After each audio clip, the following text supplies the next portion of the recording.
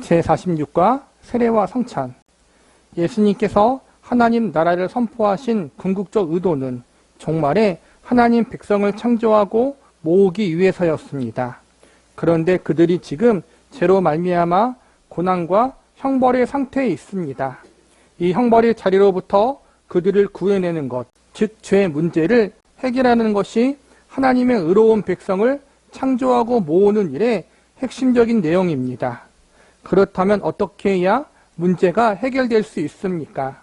하나님 앞에서 그들의 죄 문제가 해결되는 유일한 길은 바로 예수님의 대속의 죽음입니다. 우리는 어느 누구도 하나님 나라에 들어갈 자격이 없고 능력도 없습니다. 그러나 예수 그리스도의 십자가 사건, 곧 피 흘리신 죄 씻음의 역사를 통하여 하나님의 백성이 될 수 있었습니다. 그 결과 우리는 하나님의 통치 아래 있게 되었고 하나님의 말씀이 우리 귀에 들리며 그분의 요구가 우리 영혼을 뒤흔드는 경험을 하게 됩니다. 그래서 하나님의 요구와 명령에 반대되는 길을 가면 마음이 거북해집니다. 이것이 우리가 구원을 얻은 표요, 성경적으로 이야기하자면 하나님 나라에 들어가 있는 백성이기 때문에 얻게 된 영적 감각인 것입니다. 이러한 역사나 실제적으로 실현 가능하게 된 것은 바로 예수 그리스도의 사역, 특별히 십자가와 부활로 요약되는 대속적 죽음 때문입니다. 사도행전 8장에서는 사람들로 하여금 죄에서 돌이켜 예수를 믿게 하는 것을 가리켜 하나님 나라에 들어가는 것으로 묘사합니다. 빌립이 하나님 나라와 및 예수 그리스도의 이름에 관하여 전도함을 그들이 믿고 남녀가 다 세례를 받으니 하나님 나라에 관한 일은 늘 예수를 믿는 것으로 소개되고 있습니다. 왜냐하면 예수를 믿음으로써 죄 씻음을 통과해야만 하나님 나라의 백성이 될 수 있기 때문입니다.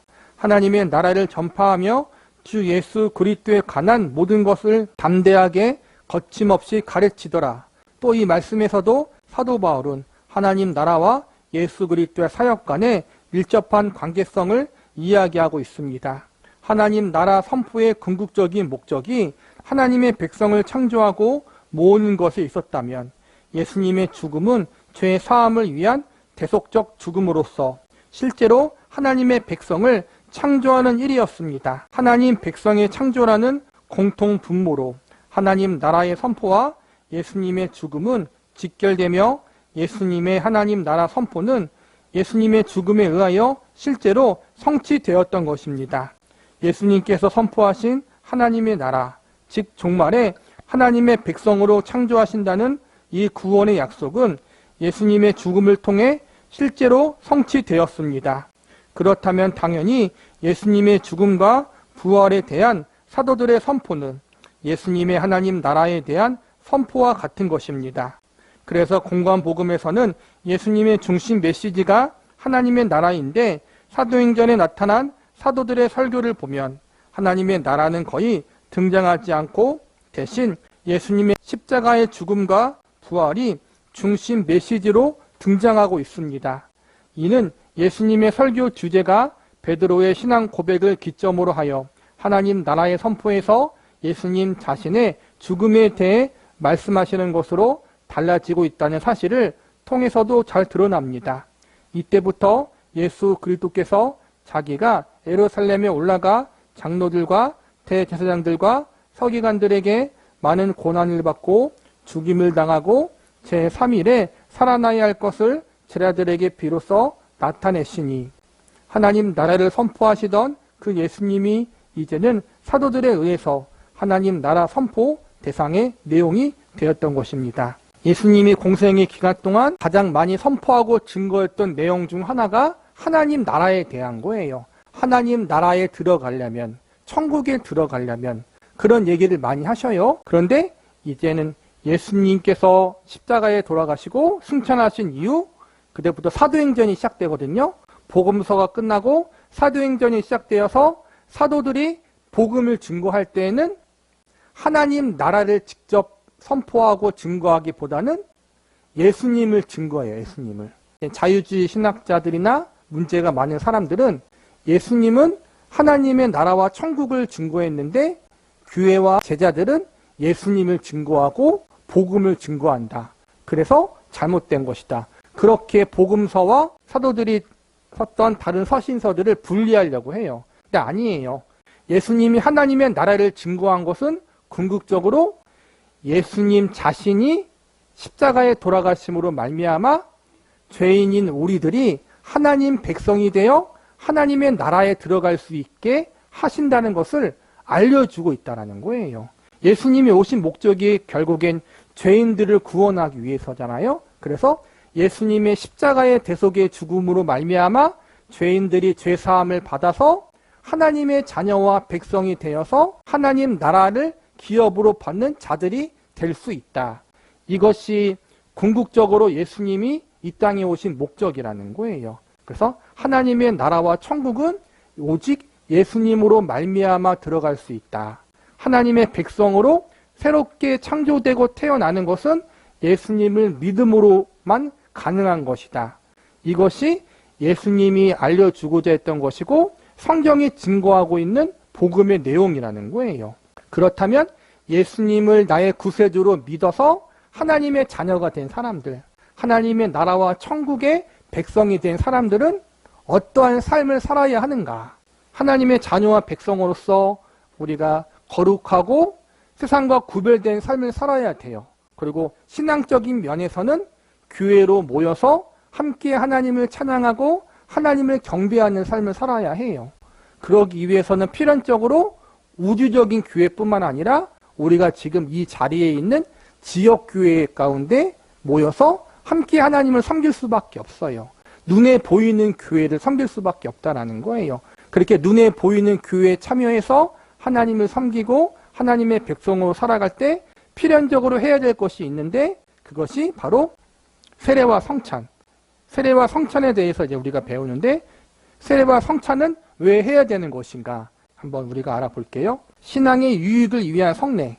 성례가 세례와 성찬을 포함하는 거예요. 예수님은 하나님 나라의 구체적인 열매로서 이 땅에 교회를 세우셨으며 교회는 이러한 예수님의 선포와 죽음을 신앙 고백하는 것으로 그 존재를 확인했습니다. 그리고 그 신앙 고백의 표현으로 교회는 규칙적으로 세례와 성찬 예식을 행하고 있습니다. 그러므로 세례와 성찬 예식이 없는 교회는 예수님의 교회가 아니며 비록 성례 의식이 행해지고 있더라도 참여하는 자들이 그 예식의 내용과 의미를 모른 채 형식적으로만 참여한다면 바른 교회의 모습이라고 할 수 없습니다. 성례는 그 자체가 구원의 방편은 아닙니다. 그러나 믿음으로 세례를 받은 자들에게 신앙의 유익을 주기 위하여 성령님께서 역사하시는 하나의 도구입니다. 로마 교회는 7가지 성례를 갖고 있었으나 개혁주의 교회는 세례와 성찬 이 2가지만을 가리켜 성례라고 합니다. 성례는 그리스도께서 다시 오실 때까지 그분의 교회에서 지키라고 명하신 항구적인 제도입니다. 신자들은 성례를 시행함으로써 그리스도와의 친밀한 관계를 확인하고 성례를 통하여 그분의 백성됨과 그들이 그리스도에게 속한 자임을 확인하게 됩니다. 성례는 교회의 공적인 모임에서 시행되며 그 의식을 통해 우리 모두가 그리스도 예수 안에서 함께 결속되는 존재임을 확인하게 됩니다. 성례가 세례와 성찬을 얘기하는 건데 세례는 내가 예수님을 나의 구원자요 나의 주인으로 믿고 영접했다는 것을 함께 예수님을 믿는 신앙의 공동체인 교회 앞에서 증거하고 선포하는 행위예요. 속으로만 예수님을 믿었습니다고 하는 게 아니라 예수님을 믿는 한몸인 교회의 성도 앞에서 공식적으로 나는 예수님을 나의 구원자로 나의 주인으로 믿습니다. 그렇게 고백하는 행위라는 거예요. 그리고 그냥 고백하는 행위로 교회에서 정한 것이 아니라 예수님이 직접 세례를 행하라고 명령하셨어요. 성찬 역시 예수님이 다시 오실 때까지 행하라고 했기 때문에 하는 거예요. 성찬식은 떡과 포도주를 통해서 떡은 예수님의 살을, 포도주는 예수님의 피를 의미하거든요. 예수님이 십자가에 돌아가실 때 살이 찢기시고 피를 흘리셨잖아요. 그 십자가의 사건을 우리가 기억하라는 거예요. 그 십자가의 사건이 예수님이 그냥 고통당하고 죽임 당하는 거로 끝나는 게 아니라 십자가 사건을 통해 그분이 살이 찢기시고 피 흘리시고 죽음을 통해서 우리의 죄를 대신 용서해 주셨구나라는 사실을 우리가 믿음으로 고백하는 행위가 바로 성찬식이라는 거예요. 마음속으로 고백하고 끝나는 것이 아니라 성찬을 통해서 그 의미를 더 깊게 되새기고, 성찬을 할 때 혼자 하는 게 아니라 신앙의 공동체가 함께 하잖아요. 이 예수님의 십자가의 은혜, 대속의 죽음이 나만을 위한 것이 아니라 이 신앙의 공동체인 교회에 속한 모든 성도들을 위한 것이구나. 나는 혼자 구원받은 것이 아니라 예수님으로 말미암아 나와 동시에 이 많은 사람들이 함께 구원받은 것이구나라는 사실을 알게 하고 배우게 하고 더 깊게 신앙 고백하게 하는 거란 말이에요. 성찬과 세례는 예수님이 명하신 것이고 교회에서 행해져야 한다. 그리고 그 뜻과 의미를 반드시 바르게 알아야 한다. 그래서 세례를 줄 때 그냥 주지 않고 세례 공부를 하잖아요. 내가 왜 세례를 받아야 하는지, 그리고 세례를 받기 전에 복음이 무엇이고 구원이 무엇이고, 그 다음에 내가 왜 죄인이고 왜 예수님이 필요하고, 그걸 다 배운 후에 세례를 받잖아요. 우리가 세례를 받을 때 세례의 의미를 알아야 되고, 성찬식을 행할 때도 성찬의 의미를 우리가 바르게 알아야 되는 거예요. 그래야만 그것을 통해서 성령님이 더 우리 가운데 역사하신다는 거예요. 죽음과 부활에 동참한 세례. 세례는 물로써 성부와 성자와 성령의 이름으로 죄를 씻는 의식이며 실제적으로 우리가 그리스도와 연합됨을 의미하는 의식입니다. 세례는 교회 밖의 사람들에게 베풀지 않고 그리스도를 믿고 그분에게 복종하겠다는 진실한 고백을 하는 자들에게 한해서 비로소 베풀게 되며 신재의 어린 자녀들에게도 베풀게 되어 있습니다.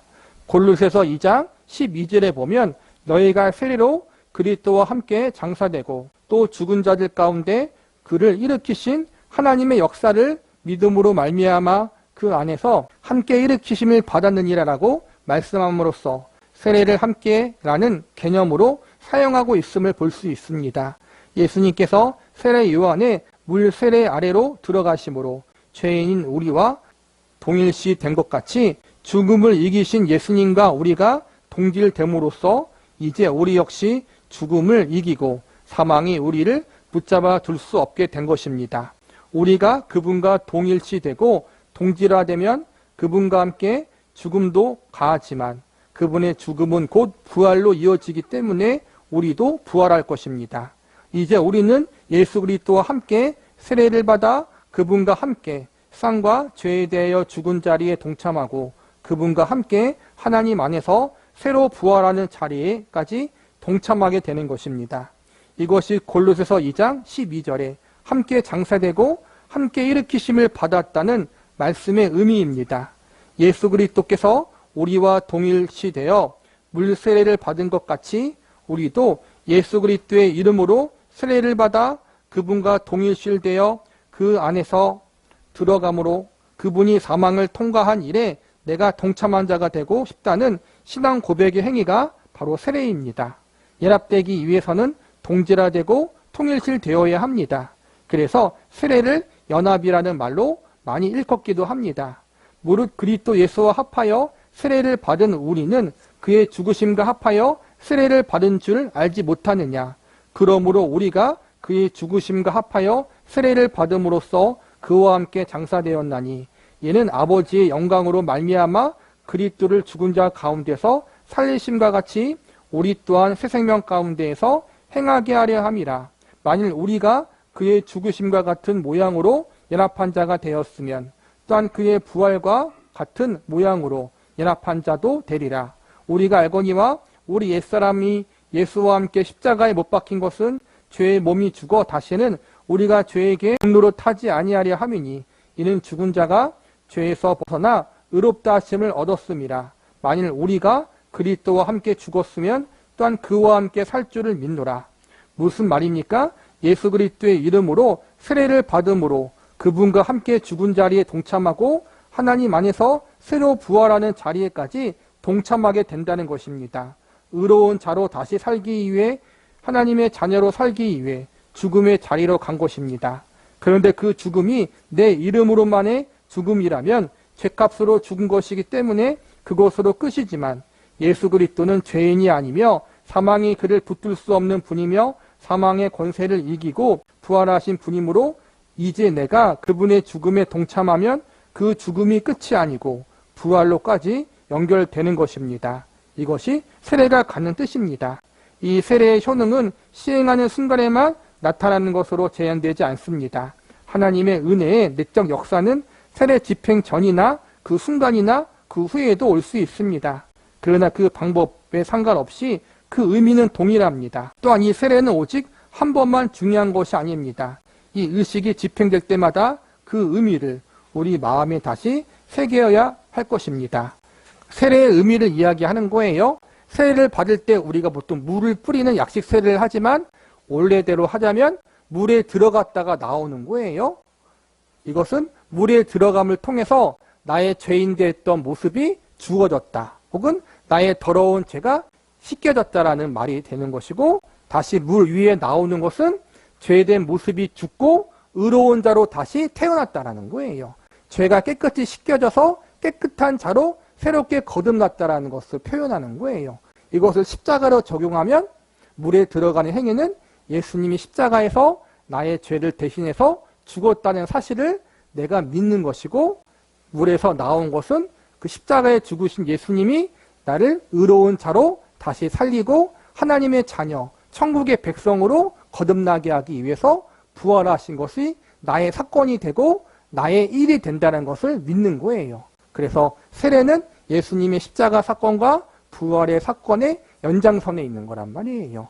이러한 사실들을 내가 믿는다는 것을 세례 가운데 고백하는 것이고, 또 세례하는 사람은 한 번만 받는 거지만 세례를 받을 때 성도들이 다 함께 참관하잖아요. 그걸 통해 나도 세례를 받았던 과거의 경험을 다시 새기면서 나도 예수님과 함께 십자가에서 죽었고 예수님과 함께 다시 부활했구나라는 사실을 다시 한번 되새기게 되는 그러한 시간들이 되어야 된다는 거예요. 그리고 또 십자가에 돌아가신 예수님, 부활하신 예수님, 나를 죄에서 용서하시고 천국의 백성으로 삼으신 예수님은 지금도 살아계셔서 내 인생과 운명을 책임지고 있다는 사실을 세례를 통해서 또 성찬신을 통해서 다시 한번 고백하고 알아가는 시간이 되는 거란 말이에요.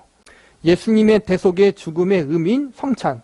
그러면 성찬은 무엇입니까? 주님의 성찬은 그리스도께서 정하신 대로 그분의 죽으심을 상징하는 떡과 포도주를 그분이 다시 오실 때까지 나누는 예식입니다. 이 성만찬에서는 크게 두 가지 요소가 있습니다. 그 첫째는 떡을 떼는 일과 포도주를 붓는 행위며, 둘째는 그 행위에 이어 너희를 위하여 주는 내 몸과 많은 사람을 위하여 흘리는 나의 피, 곧 언약의 피라는 예수님의 설명입니다. 특별히 잔의 말씀을 중심으로 생각해 보면 구약에서 가르치고 기다려왔던 구원의 내용이 이제 예수님의 죽음을 통해 성취되고 있음을 명확히 알 수 있습니다. 많은 사람을 위하여 흘리는 이라는 표현은 이사야 53장 10절에서 12절을 인용한 것으로 예수님께서 자신의 죽음을 백성들을 위해서 고난받는 종의 역할로 설명하는 것입니다. 여기서 고난받는 주의 종이란 많은 사람을 위하여 대신 매를 맞고 자기 목숨을 대속의 제물로 주어서 많은 죄인들을 의롭게 한다는 내용입니다. 이것을 예수님이 잔의 말씀에서 인용한 것입니다. 언약의 피라는 표현은 하나님께서 모세가 시내산에서 드린 언약의 제사를 통해 이스라엘 백성들을 자신의 백성으로 삼는 장면이 묘사된 출애굽기 24장 8절에 인용한 말씀입니다. 모세가 그 피를 가지고 백성에게 뿌리며 이르되, 이는 여호와께서 이 모든 말씀에 대하여 너희와 세우신 언약의 피니라. 그러므로 예수님은 모세가 했던 것처럼 이제 그 다음날 이루어질 자신의 피 흘림으로 제자들을 하나님 나라의 백성으로 삼으신다는 말씀입니다. 또한 에레미야 31장 33절에서는 이스라엘 백성이 시내산에서의 언약을 지키지 않으므로 하나님께서 이스라엘 민족을 심판하고 남은 자들과 새로운 언약을 세울 것임을 예언하고 있는데, 예수님께서 자신의 죽음을 바로 이 새 언약의 제사로 말씀하고 계십니다. 여호와의 말씀이니라, 보라 날이 이르르니 내가 이스라엘 집과 유다 집에 새 언약을 맺으리라. 이상에서와 같이 예수님은 자신의 죽음을 새 언약을 세우시는 제사로 보았고 자신의 대속의 죽음으로 하나님의 의로운 백성이 창조된다고 말씀하십니다. 이것을 신앙으로 받아들이고 고백하는 것이 성찬의 의미입니다. 그러므로 성찬이 행해질 때는 반드시 그 행위와 함께 그 행위를 설명하는 말씀이 동반되어야 하는 것입니다. 이 성찬은 단순히 과거의 사건을 추억하는 기념 행사가 아닙니다.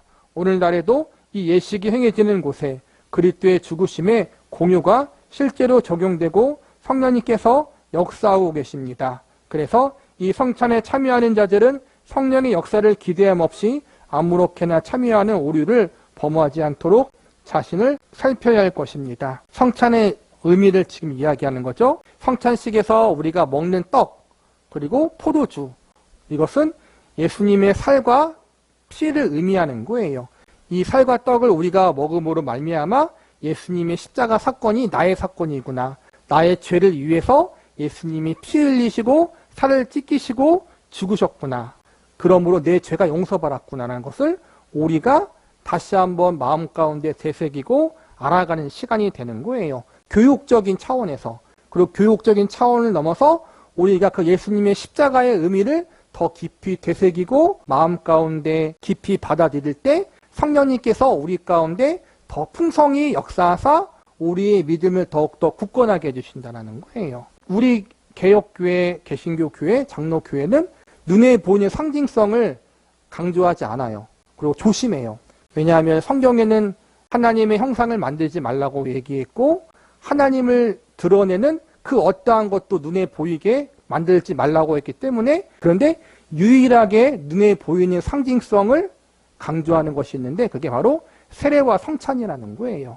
그래서 세례와 성찬을 눈에 보이는 말씀이라고 해요. 세례와 성찬을 통해서 귀로만 듣는 말씀이 아니라 눈으로 직접 그 말씀이 어떻게 시행되고 적용되는지를 배우라는 거예요. 세례와 성찬을 행하는데 그때마다 우리가 이 의미를 기억하면 좋고, 세례를 받으신 분이 계시고 앞으로 받으실 분이 계셔요.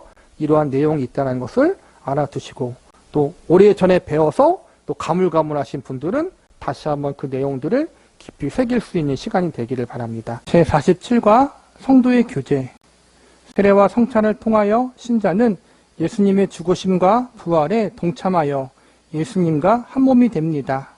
예수님을 머리로 한 교회의 모습은 이 쌍 어디에서도 찾아볼 수 없는 독특한 공동체를 형성하며 그 안에는 독특한 성도의 교제가 있습니다.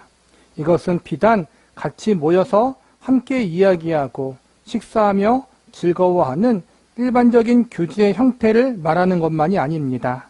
이런 모습이 있든지 없든지 성도의 교제는 내가 예수님께 대한 믿음이 있듯이 상대방의 믿음에 대하여 신뢰하는 것에서부터 출발합니다. 왜냐하면 우리는 모두 예수님의 피로 말미암아 서로 만났기 때문입니다. 예수를 주로 믿고 증거할 때 우리는 그분을 믿는 것이며 이에 근거하여 서로에 대한 상호 신뢰가 발생하는 것입니다.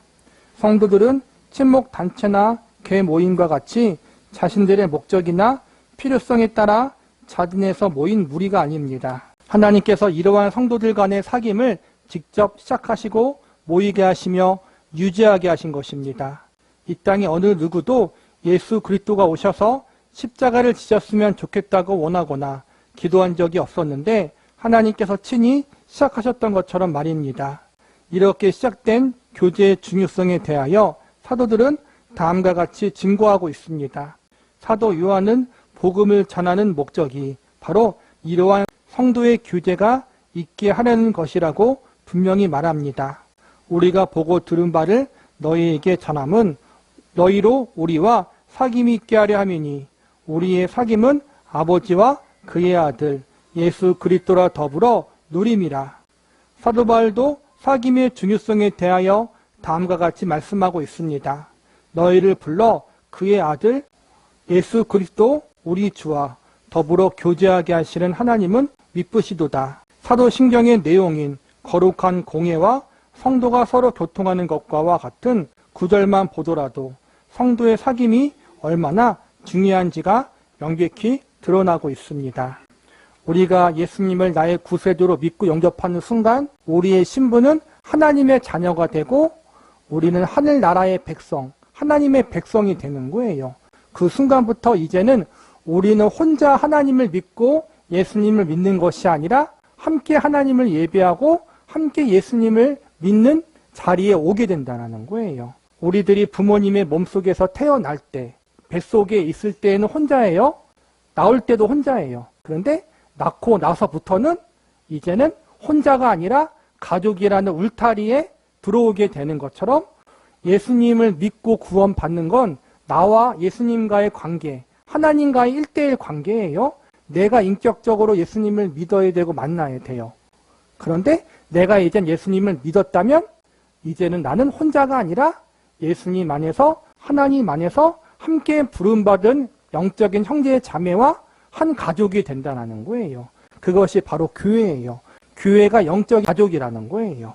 이 영적인 가족은 일반적인 단체와 달라요. 육신적인 가족도 일반적인 공동체와 다른 것처럼 그 안에는 사랑이 있고 사귐이 있고 섬김이 있고 위로가 있고 격려가 있고 또 나눔이 있고 용서가 있잖아요. 육신적인 혈육의 가족도 서로 이해관계로 묶인 건 아니잖아요. 그렇죠?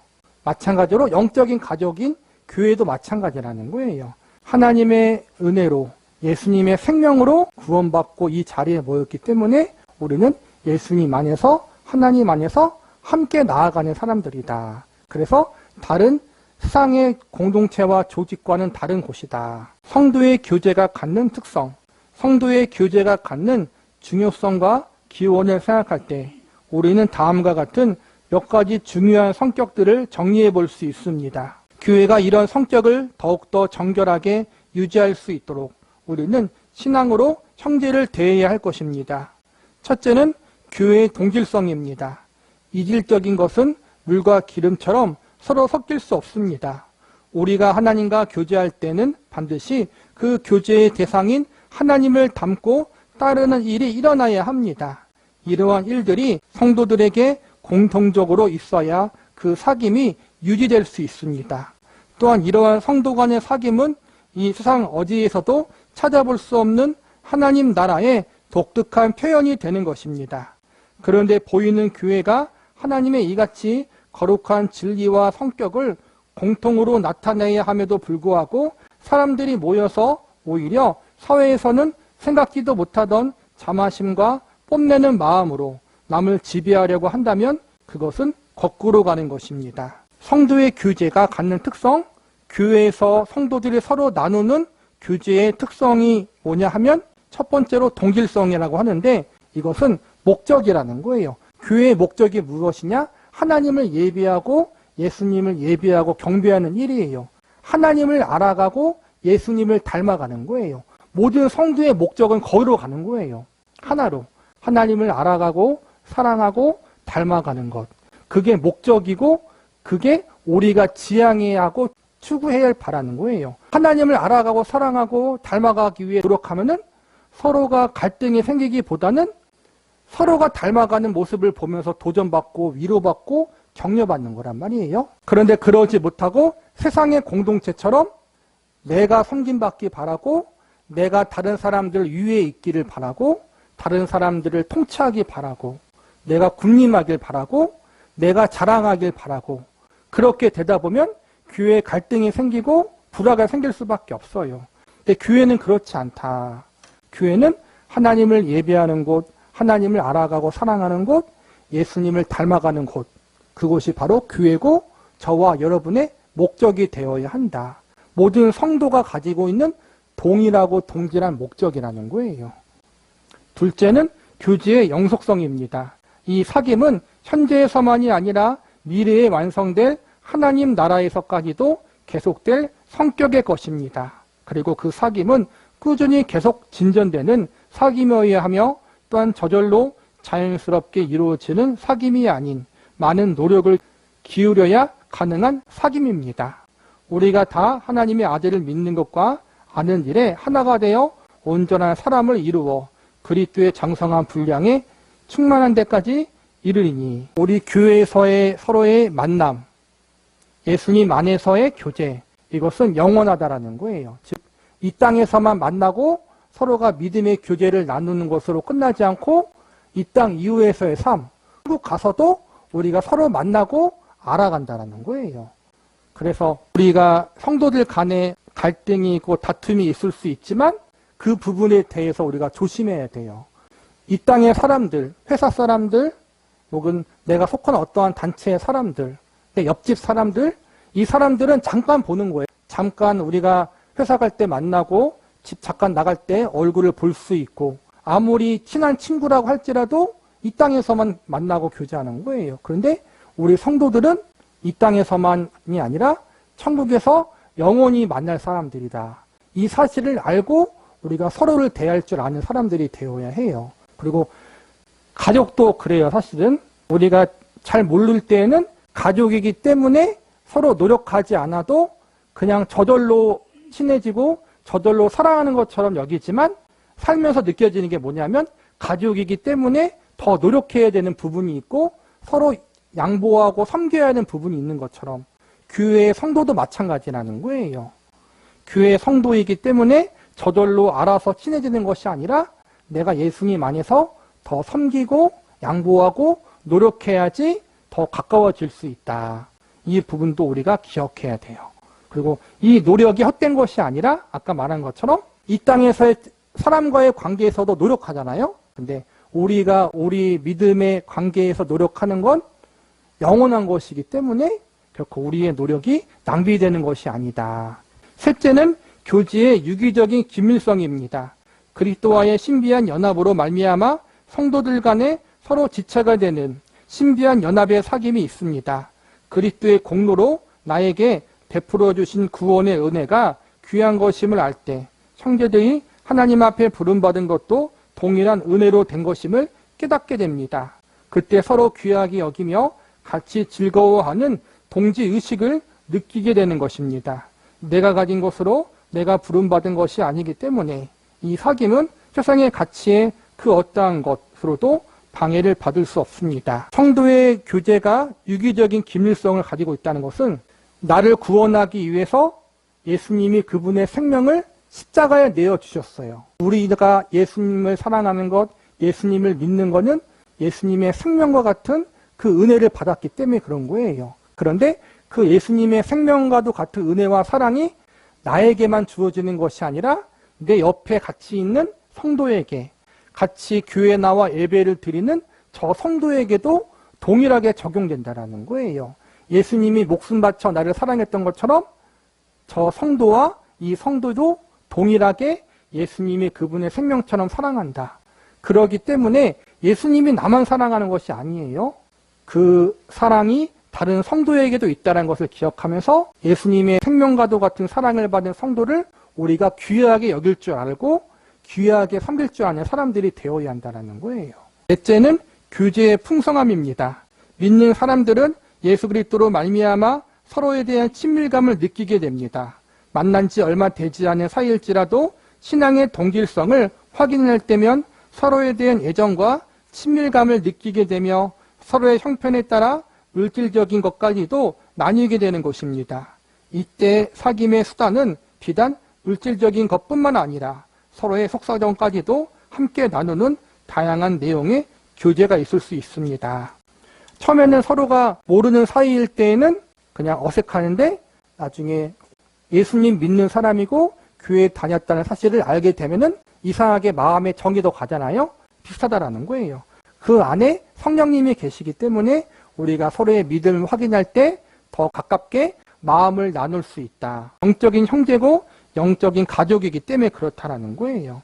어떤 이해관계를 두고 친밀해지는 것이 아니라 저 사람도 예수님 믿구나 라는 사실을 아는 것 때문에 그 사람 앞에 더 가까이 나아갈 수 있다. 마지막으로 교제의 역사성입니다. 예수 그리스도의 복음을 듣고 하나님께 돌아오면 어떠한 종족이라도 어떠한 사회적 차별이 있다 할지라도 시대와 국경을 초월한 거대한 사귐이 있게 됩니다. 하늘에 있는 것이나 땅에 있는 것이 다 그리스도 안에서 통일되게 하려 하심이라. 과거 성도들을 직접 보지 못했지만 그들의 삶과 신앙을 성경을 통해 볼 때 우리는 그들에게 더 큰 사랑과 친밀감을 느끼게 되는 것입니다.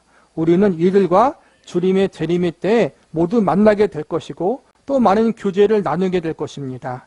이러한 사귐은 주님께서 다시 오시는 세상 끝날 이후에도 계속될 것이기에 우리의 사귐은 영원할 것입니다. 우리의 교제, 믿는 사람의 교제와 나눔의 역사는 비단 살아서 이 땅에 있는 교회 안에서만 이루어지는 것이 아니라 아까 말한 것처럼 이 땅 이후의 삶에서도 이루어져요. 근데 그 교제는 우리 교회 다니는 사람만 이루어지는 것이 아니라 앞서간 신앙의 선배들, 성경에 나와 있는 아브라함, 모세, 바울, 마태, 베드로 그런 믿음의 선진들도 이 땅 이후에서 영원히 함께 예수님 안에서 천국에서 교제할 수 있다는 거예요. 교제가 끊어지지 않도록 하나님이 그렇게 역사하신다. 우리의 교제는 한순간적인 것이 아니다. 영원한 것이다.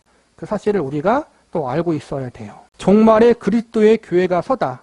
그러므로 신자들은 무엇보다 그리스도와 한 몸을 이루었다는 사실을 의식하면서 한 가족과 같이 서로 연결하며 서로 생각해주고 위해주는 모습으로, 즉 온전한 사랑의 띠로 연결되어 살아가야 합니다. 이것은 이 세상의 어느 사회와도 구별되는 독특한 점입니다. 이러한 사회가 이 땅에 존재하고 있다는 것 자체가 하나님 나라가 이 땅에서 활동하고 있다는 강력한 증거이며 또한 종말이 시작되었다는 확실한 표적인 것입니다. 구약 성도들은 하나님의 나라가 시작되는 때를 종말이라고 생각했습니다. 그러므로 이 하나님의 나라를 시작하신 예수 그리스도의 초림으로부터 그 나라를 완성시키러 오실 재림의 기간을 종말이라고 부를 수 있습니다. 따라서 예수님의 초림과 재림 사이에 살고 있는 우리들은 이미 종말에 살고 있는 것입니다. 또한 종말의 주체자인 예수님께서는 종말이 시작되는 시점에서 자신의 교회를 세우시겠다고 선언하셨습니다. 그 예언에 따라 그분의 십자가의 죽음과 부활 이후에 성령의 임하심으로 인하여 오늘 우리가 그 일원으로 있는 그리스도의 교회가 종말이란 기간에 세워지게 된 것입니다. 그러므로 교회라 불리우는 이 종말론적인 공동체는 이 시대가 어떤 시대인가를 알고 이에 근거하여 종말론적 공동체로서 합당한 의식을 가지고 활동해야 합니다. 이 같은 이중적 의미의 종말관을 미처 이해하지 못했던 구약시대 사람들 중에는 유대인을 중심으로 메시아 왕국을 수립하려고 애썼던 자들이 있었습니다. 그들의 종말관을 가리켜 성경적 종말관과는 구별하여 유대교적 종말관이라고 부르고 있습니다. 이들 중에 에스네파, 쿰난 공동체는 메시아 왕국을 기다리며 서해로부터 분리되어 엄격히 율법을 준수하고 실천하려고 노력했습니다. 이들은 자신들의 시각에서 볼 때 백성들의 정신과 사상을 깨우쳐 하나님의 율법을 지키도록 하는 것이 하나님 나라를 이 땅에 가져오는 운동이 되리라고 생각했습니다. 이와 대조적으로 열심당 일원들은 메시아 왕국을 정치적으로 이해하여 당시의 지배 세력이었던 로마와의 투쟁을 통해 메시아 왕국을 이루어야 한다고 믿었던 민족주의 독립운동단체였습니다. 지금 우리가 살고 있는 시대가 종말의 시대라는 거예요. 예수님이 초림하실 때부터 종말이 시작되어서 종말의 끝은 언제냐면 예수님이 재림하실 때예요. 그래서 우리는 지금 종말의 시대, 마지막 때를 살고 있는 사람들이다. 마지막 때를 살고 있는 우리들은 어떻게 살아야 하는가? 유대인들의 공동체는 마지막 때가 되면은 자신들의 이스라엘 민족이 부흥해서 세계를 지배할 것처럼 여기고 있었어요. 그러한 메시아 왕국을 원했다는 거예요. 그래서 그들은 세상과 구별되거나 혹은 강제적인 투쟁을 통해서 자신들의 나라를 부흥시키려고 했어요. 근데 그거는 잘못된 거죠. 예수님이 오심으로 마지막 때가 됐지만 예수님은 복음으로 세계를 정복하고 우리가 예수님을 믿고 교회가 세워짐으로 예수님의 재림의 때를 기다리는 종말의 시대를 살고 있어요. 종말의 시대를 살고 있는 우리는 이 세상과 구별되어지는 삶을 살지만 또한 이 세상과 따로 사는 것이 아니에요. 지금 우리에게 주어진 삶의 자리에서 믿음으로 성실하게 최선을 다해서 우리가 인생을 살면 돼요. 가정을 책임지고 직장을 다니면서 내가 사랑하는 이들의 삶을 책임질 수 있고 교회를 책임지고 그 안에서 하나님을 예배하고 경배하며 살아가는 삶, 내게 주어진 삶을 성실하게 잘 살아가면 되는 거예요. 그게 종말의 삶이에요. 그런 종말의 삶을 살면서 우리가 같이 믿는 성도들이 함께 예수님을 끝까지 바라보며 믿음으로 살아가는 삶, 그게 종말론적인 삶을 살아가는 거예요. 지금 우리가 사는 것처럼 하나님 앞에서 믿음으로 인생을 살아가면 되는 것이란 말이에요. 근데 그것이 오해되어서 사이비나 이단들 같은 경우에는 예수님이 올 때가 가까웠으니까 다 기도원으로 모이자, 산속으로 모이자. 그래서 막 직장도 그만두고 가정도 다 내팽개치고 모여가지고 이상한 짓 하잖아요. 그게 아니라는 거예요. 종말론적인 삶은 지금 여러분의 삶의 자리에서 예수님을 잘 믿으세요. 그리고 여러분의 삶의 가정에서 직장에서 예수님을 믿는 자로서 빛과 소금의 역할을 감당하시면 돼요. 그리고 교회에서 하나님을 예배하고 성도들을 섬기며 살아가는 것. 그게 종말론적인 삶이고 예수님의 재림을 대비하는 삶을 사는 거란 말이에요. 부끄럽지 않게. 교회를 세우신 그리스도의 뜻. 그러나 그 나라를 가져오신 그리스도께서는 이 같은 운동에 호응하지 않으셨을 뿐만 아니라 그러한 사상을 경계하도록 제자들을 가르쳤습니다. 그분이 가르쳐주신 신약 계시에 의해 하나님 나라의 이중적 도래를 이해하게 된 그리스도의 교회는 이 같은 인위적인 인간의 노력이 아니라 교회를 세우신 그리스도의 뜻을 먼저 생각하면서 다음과 같은 몇 가지 성격을 그 특성으로 가져야 하는 것입니다. 첫째로 이 공동체는 세상을 향한 일보다 공동체 자체를 세우는 일을 우선시해야 합니다. 그 일은 공동체 가운데서 하나님의 이름이 거룩히 여김을 받고 하나님의 뜻이 실현되게 하는 것입니다. 그러므로 이 공동체의 1차적 과제는 하나님의 뜻을 명확히 이해하고 이를 각자의 삶에서 구현하는 것입니다. 이러한 과정으로 교회의 예배와 교육 그리고 전도가 의미를 갖게 되는 것입니다. 한마디로 하나님을 중심으로 한 하나님의 공동체라는 말입니다. 둘째로 이 공동체는 그리스도의 구속의 사역에 의해 세워지게 된 것이므로 예수 그리스도의 공동체라고 합니다. 또한 그 공동체의 일원이 되게 하는 그리스도의 사역은 오늘날에도 계속되고 있습니다. 바로 이 사역에 황송하게도 교회의 공동체가 동참하도록 부름받고 있는 것입니다.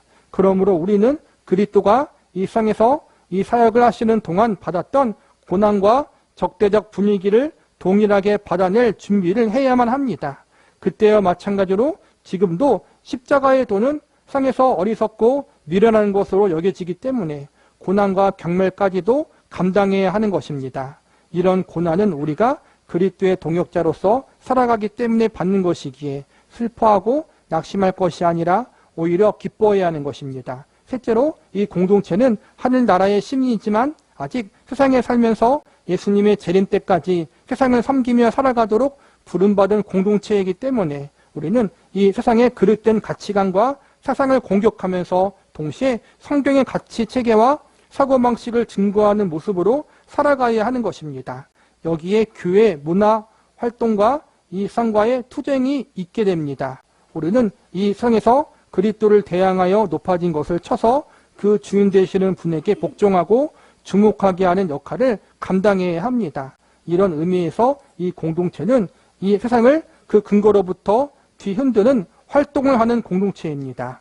하나님이 이 교회를 세우신 것은 우리 교회를 통하여 하나님 나라가 증거되어지길 원했기 때문이라는 거예요. 우리 교회의 공동체는 신앙의 공동체, 믿는 공동체는 믿지 않은 성의 공동체와 그 목적이 다르기 때문에 세상과 똑같은 가치관을 갖고 하는 것이 아니라 세상과 다르게 살아야 된다는 거예요. 세상에서 다른 사람들은 나의 이익을 위해서 움직이지만 교회는 교회 자체의 이익을 위해서 움직이기보다는 하나님 나라를 위해서 움직이기 때문에 때로는 손해를 보더라도 때로는 억울한 일을 당하더라도 침묵할 때가 있고 또 다른 이들을 더욱더 섬기고 배려하고 그 가운데에서 하나님이 드러나도록 일하는 것이 바로 교회라는 거예요.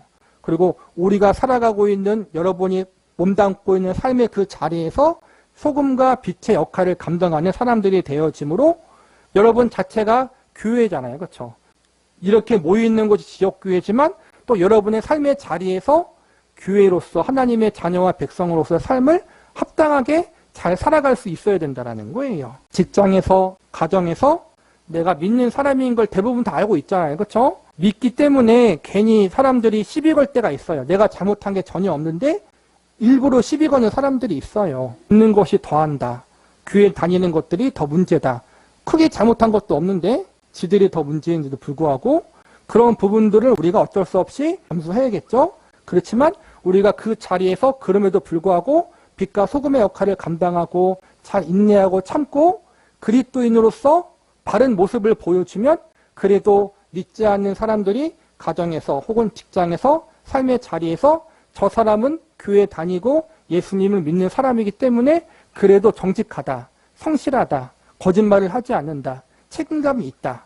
이러한 인정을 받을 수 있고 꼭 어느 순간 필요한 순간 우리로 하여금 하나님께 영광을 돌릴 수 있는 그러한 기회가 생길 수 있다는 거예요. 그 기회를 위해서 우리가 참고 견디는 거란 말이에요. 교회와 교회 성도들이 이 땅에서 그 일을 감당하도록 부름받았다. 그래서 저와 여러분, 우리 교회는 대접받는 교회, 대접받기 위해 부름받은 것이 아니라 섬기고 격려하고 어찌 보면 핍박받기 위해서 부름받았다고 볼 수 있어요. 그러나 그 모든 걸 통해 결국엔 하나님께 영광을 돌릴 수 있도록 부름받았다. 48과 복종과 훈련.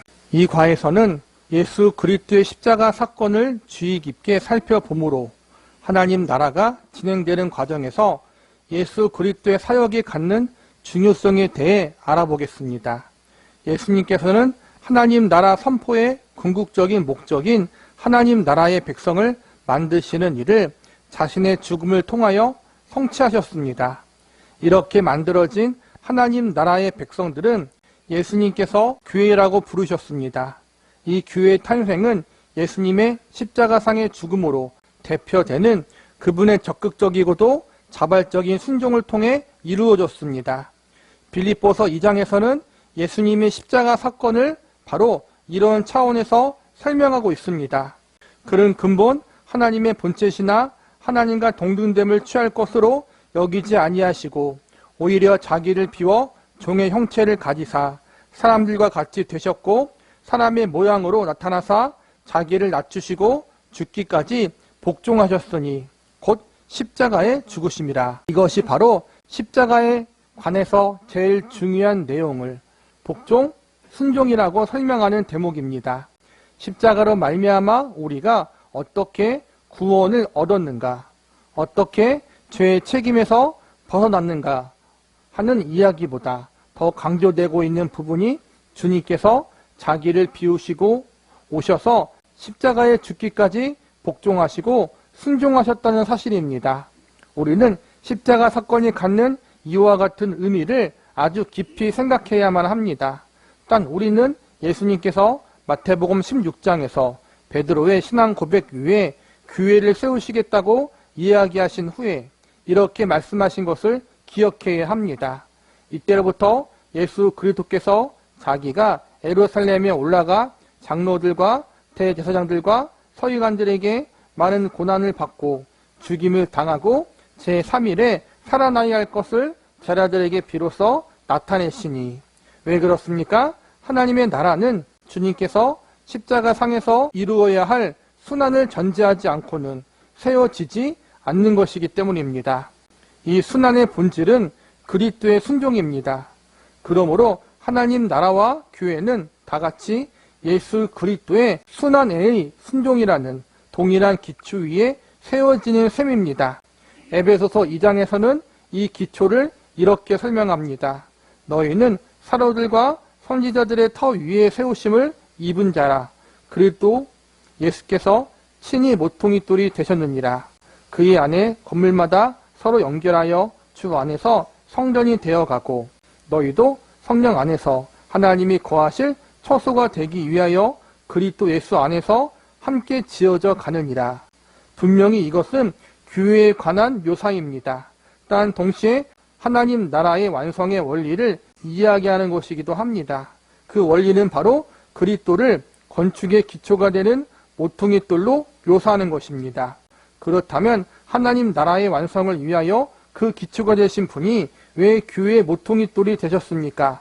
여기서 우리는 이 둘 사이에 매우 밀접한 관계를 발견하게 되고 하나님께서 교회로 하여금 이루고자 하시는 일 중 가장 중요한 것이 바로 하나님 나라의 완성이라는 사실을 알게 되는 것입니다.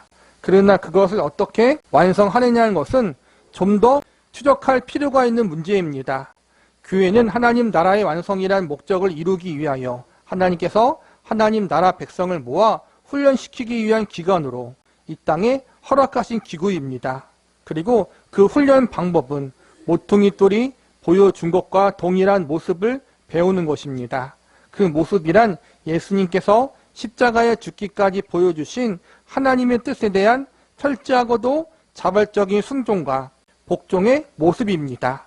그 순종과 복종을 기초로 해서 하나님 나라와 교회의 완성이란 전체 건물이 하나님의 뜻대로 세워지게 되는 것입니다. 그래서 모퉁이돌은 하나님 나라, 즉 하나님의 통치권의 원리인 하나님의 뜻에 대한 순종과 복종의 모습을 가장 잘 간직하고 있습니다. 왜냐하면 그 통치권이 받아들여지는 마음, 즉 복종이라는 개념 없이는 하나님의 왕국이 세워지지 않을 것이기 때문입니다. 하나님의 나라를 이야기할 때 우리는 보통 천국을 이야기해요. 하나님의 나라 천국. 첫 번째 의미는 우리가 예수님을 믿고 영접할 때 하나님의 자녀가 되면 우리는 천국에 속하게 돼요. 그 천국과 하나님의 나라는 먼 훗날 우리가 죽어서 가는 혹은 예수님의 재림시에 이루어질 하나님의 나라, 우리가 생각하는 천국이 맞아요. 그런데 이 땅에 우리가 살아가면서 역시도 하나님의 백성들이 살아가는 그 삶의 자리에서 하나님께 순종하고 복종하고 복음을 증거하면서 나아가는 그 삶이 하나님 나라에 속하는 삶이란 말이에요. 이 두 가지가 공존해 있어요. 이 땅에서 하나님의 백성으로서 하나님 나라를 위해 살아가는 삶이 있고 또 이 땅 이후의 삶에서 우리가 하나님 나라에 들어가 사는 삶이 있어요. 이 두 가지가 공존하는데 궁극적으로 우리가 해야 될 것이 무엇이냐 그러면 하나님 나라를 위해서 천국을 위해서 우리가 무엇을 해야 하는가? 훈련받고 우리가 교육받아야 된다는 거예요. 어떤 훈련과 어떤 교육을 받아요? 예수님처럼 복종하고 순종하는 훈련을 받아야 한다. 하나님의 나라를 위한 일, 주님을 위한 일, 거창한 것이 아니라 제일 먼저 예수님을 닮아가는 삶, 예수님을 따르는 삶, 그리고 그 예수님이 보여주신 복종과 순종과 섬김의 삶을 우리가 우리의 삶에서 살아가는 것이 필요하다는 거예요. 그리고 그것을 교회에서 일단은 훈련받고 말씀으로 양육받고 저와 여러분이 처해 있는 삶의 자리에서 그것을 적용하며 살아간다는 거예요. 교회가 일종의 여기서는 학교와 같이 예수님을 따르는 삶, 복종하는 삶, 하나님 나라를 위한 삶을 어떻게 살아야 할지 교회에서 배우고 가르침을 받는 거란 말이에요. 예수님은 나의 주인, 이제 하나님 나라의 건설이라는 사명을 가진 교회가 해야 하는 훈련의 내용들에 대해 좀 더 구체적인 시각에서 짚어보겠습니다. 여러분 실제 교회 생활을 연상해 가면서 공부하면 재미있을 것입니다. 교회에서 제일 많이 요구되는 신자의 신앙 훈련은 예수님을 주인으로 인정하는 자세입니다. 이것을 통해서 우리는 하나님 나라 백성의 자질인 순종을 배웁니다. 교회란 예수 그리스도를 머리로 해서 세워졌습니다. 그렇기 때문에 언제나 예수 그리스도를 주라 시인하는 것이 이 나라에 들어오는 유일한 조건이 됩니다. 사도행전 2장의 베드로의 설교를 보면 이러한 사실이 잘 나타나 있습니다. 베드로가 이르되 너희가 회개하여 각각 예수 그리스도의 이름으로 세례를 받고 죄 사함을 받으라. 내가 만일 내 입으로 예수를 주로 시인하며 또 하나님께서 그를 죽은 자 가운데서 살린 것을 내 마음에 믿으면 구원을 받으리라. 사람이 마음에 믿어 의에 이르고 입으로 시인하여 구원에 이르니라. 성경에 이르되 누구든지 그를 믿는 자는 부끄러움을 당하지 아니하리라 하니 예수를 주로 시인하라. 이것이 이 나라에 들어오는 조건이며 동시에 이 나라에서 유일한 삶의 원리며 질서며 이 나라의 가장 중요한 통치 원리입니다. 그러면 우리의 신앙생활이 어떠해야 되는가 하는 것도 자명해집니다. 늘 예수님을 주인으로 인정하는 자세에서 나오는 순종의 삶을 살아야 합니다. 그래서 신앙생활에서 가장 많이 훈련받아야 하는 것이 바로 순종입니다. 이 순종의 자세를 가장 잘 배울 수 있는 곳이 바로 교회입니다. 왜냐하면 교회 모임에는 늘 말이 많습니다. 이야기를 많이 듣습니다. 그러나 이 모든 일에 앞서 우리는 하나님께서 신자한 사람의 정성을 받으신다는 것과 또한 그의 부족한 것과 연약한 것을 꾸짖지 않으신다는 것을 알아야 하고 그로 인해 서로 용납하는 것을 배워야 합니다. 하나님 나라의 백성, 하나님 나라에 들어가는 길은 예수님을 나의 구세주로 믿으면 돼요. 예수님을 영접하면 되는 거예요. 그렇다면 예수님을 영접하는 사람이 어떻게 살아야 하는가? 하나님의 나라를 위해서, 천국을 위해서 어떻게 살아야 하는가? 바로 예수님처럼 순종하는 삶을 배워야 하고 훈련해야 한다. 그리고 그 자리가 첫 번째가 교회다. 교회에서 말씀으로 양육받고 또 교회 성도 간의 교제를 통해서 그것을 훈련받아야 한다. 교회에서 우리가 믿음의 사람들이지만 그 안에서 갈등이 있고 또 여러 가지 마음의 시험도 있을 수 있어요. 그 갈등과 시험이 있지만 그 가운데에서 순종하라는 것은 목사의 말에 순종하라는 말이 아니라 성경 말씀에 순종하는 삶을 살라는 거예요. 교회에 시험이 있고 갈등이 있고 어려움이 있는데 성경은 뭐라 그래요? 교회를 사랑하라. 내 이웃을 내 몸과 같이 사랑하라. 그 말씀의 원리에 따라 내 마음에 어려움이 있고 시험이 있고 갈등이 있고 미움이 있지만 그것을 예수님 안에서 내려놓고 사랑하고 섬기기 위해서 훈련하는 것. 그것을 교회에서 실천하는 거란 말이에요. 교회에서도 안 되는데 밖에 나가서 되겠어요? 그렇죠. 최소한 교회에서 그 훈련을 잘 받고 밖에서도 그것을 잘 할 수 있어야 된다는 거예요. 그 첫 번째 훈련터가 교회이다. 예수님처럼 복종과 순종의 훈련을 해야 한다. 예수님은 하나님과 동등되신 분이시고 창조주이시고 하나님의 아들이신데도 불구하고 그 모든 권리를 잠시 내려놓고 하나님 앞에 순종함으로 십자가를 지셨어요. 그 예수님도 순종함을 통해서 우리를 구원하시고 그분의 일을 이루셨는데 예수님을 구주로 믿는 우리들, 예수님을 주인이라고 영접한 우리 종들이, 청지기들이 예수님처럼 순종하지 않으면 안 된다는 거예요. 우리는 그래요. 말은 순종하지만 사실 대접받기를 원하고 내 고집대로 살기를 원하고 내 뜻대로 살기를 원하잖아요. 모두가 다 그래요. 사실은 목회자도 마찬가지고 성도도 마찬가지예요. 그것을 우리가 말씀 앞에 하나님 앞에 쳐서 복종시키고 꺾는 훈련을 해야 한다는 거예요.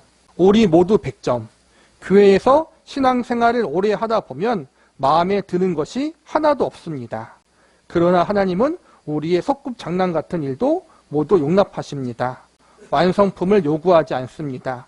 그래서 교회가 하는 일이 잘 되는 경우가 별로 없습니다. 세상의 단체라면 잘할 텐데 교회에서는 잘못합니다. 교회에서는 똑똑한 사람이 일하지 않습니다.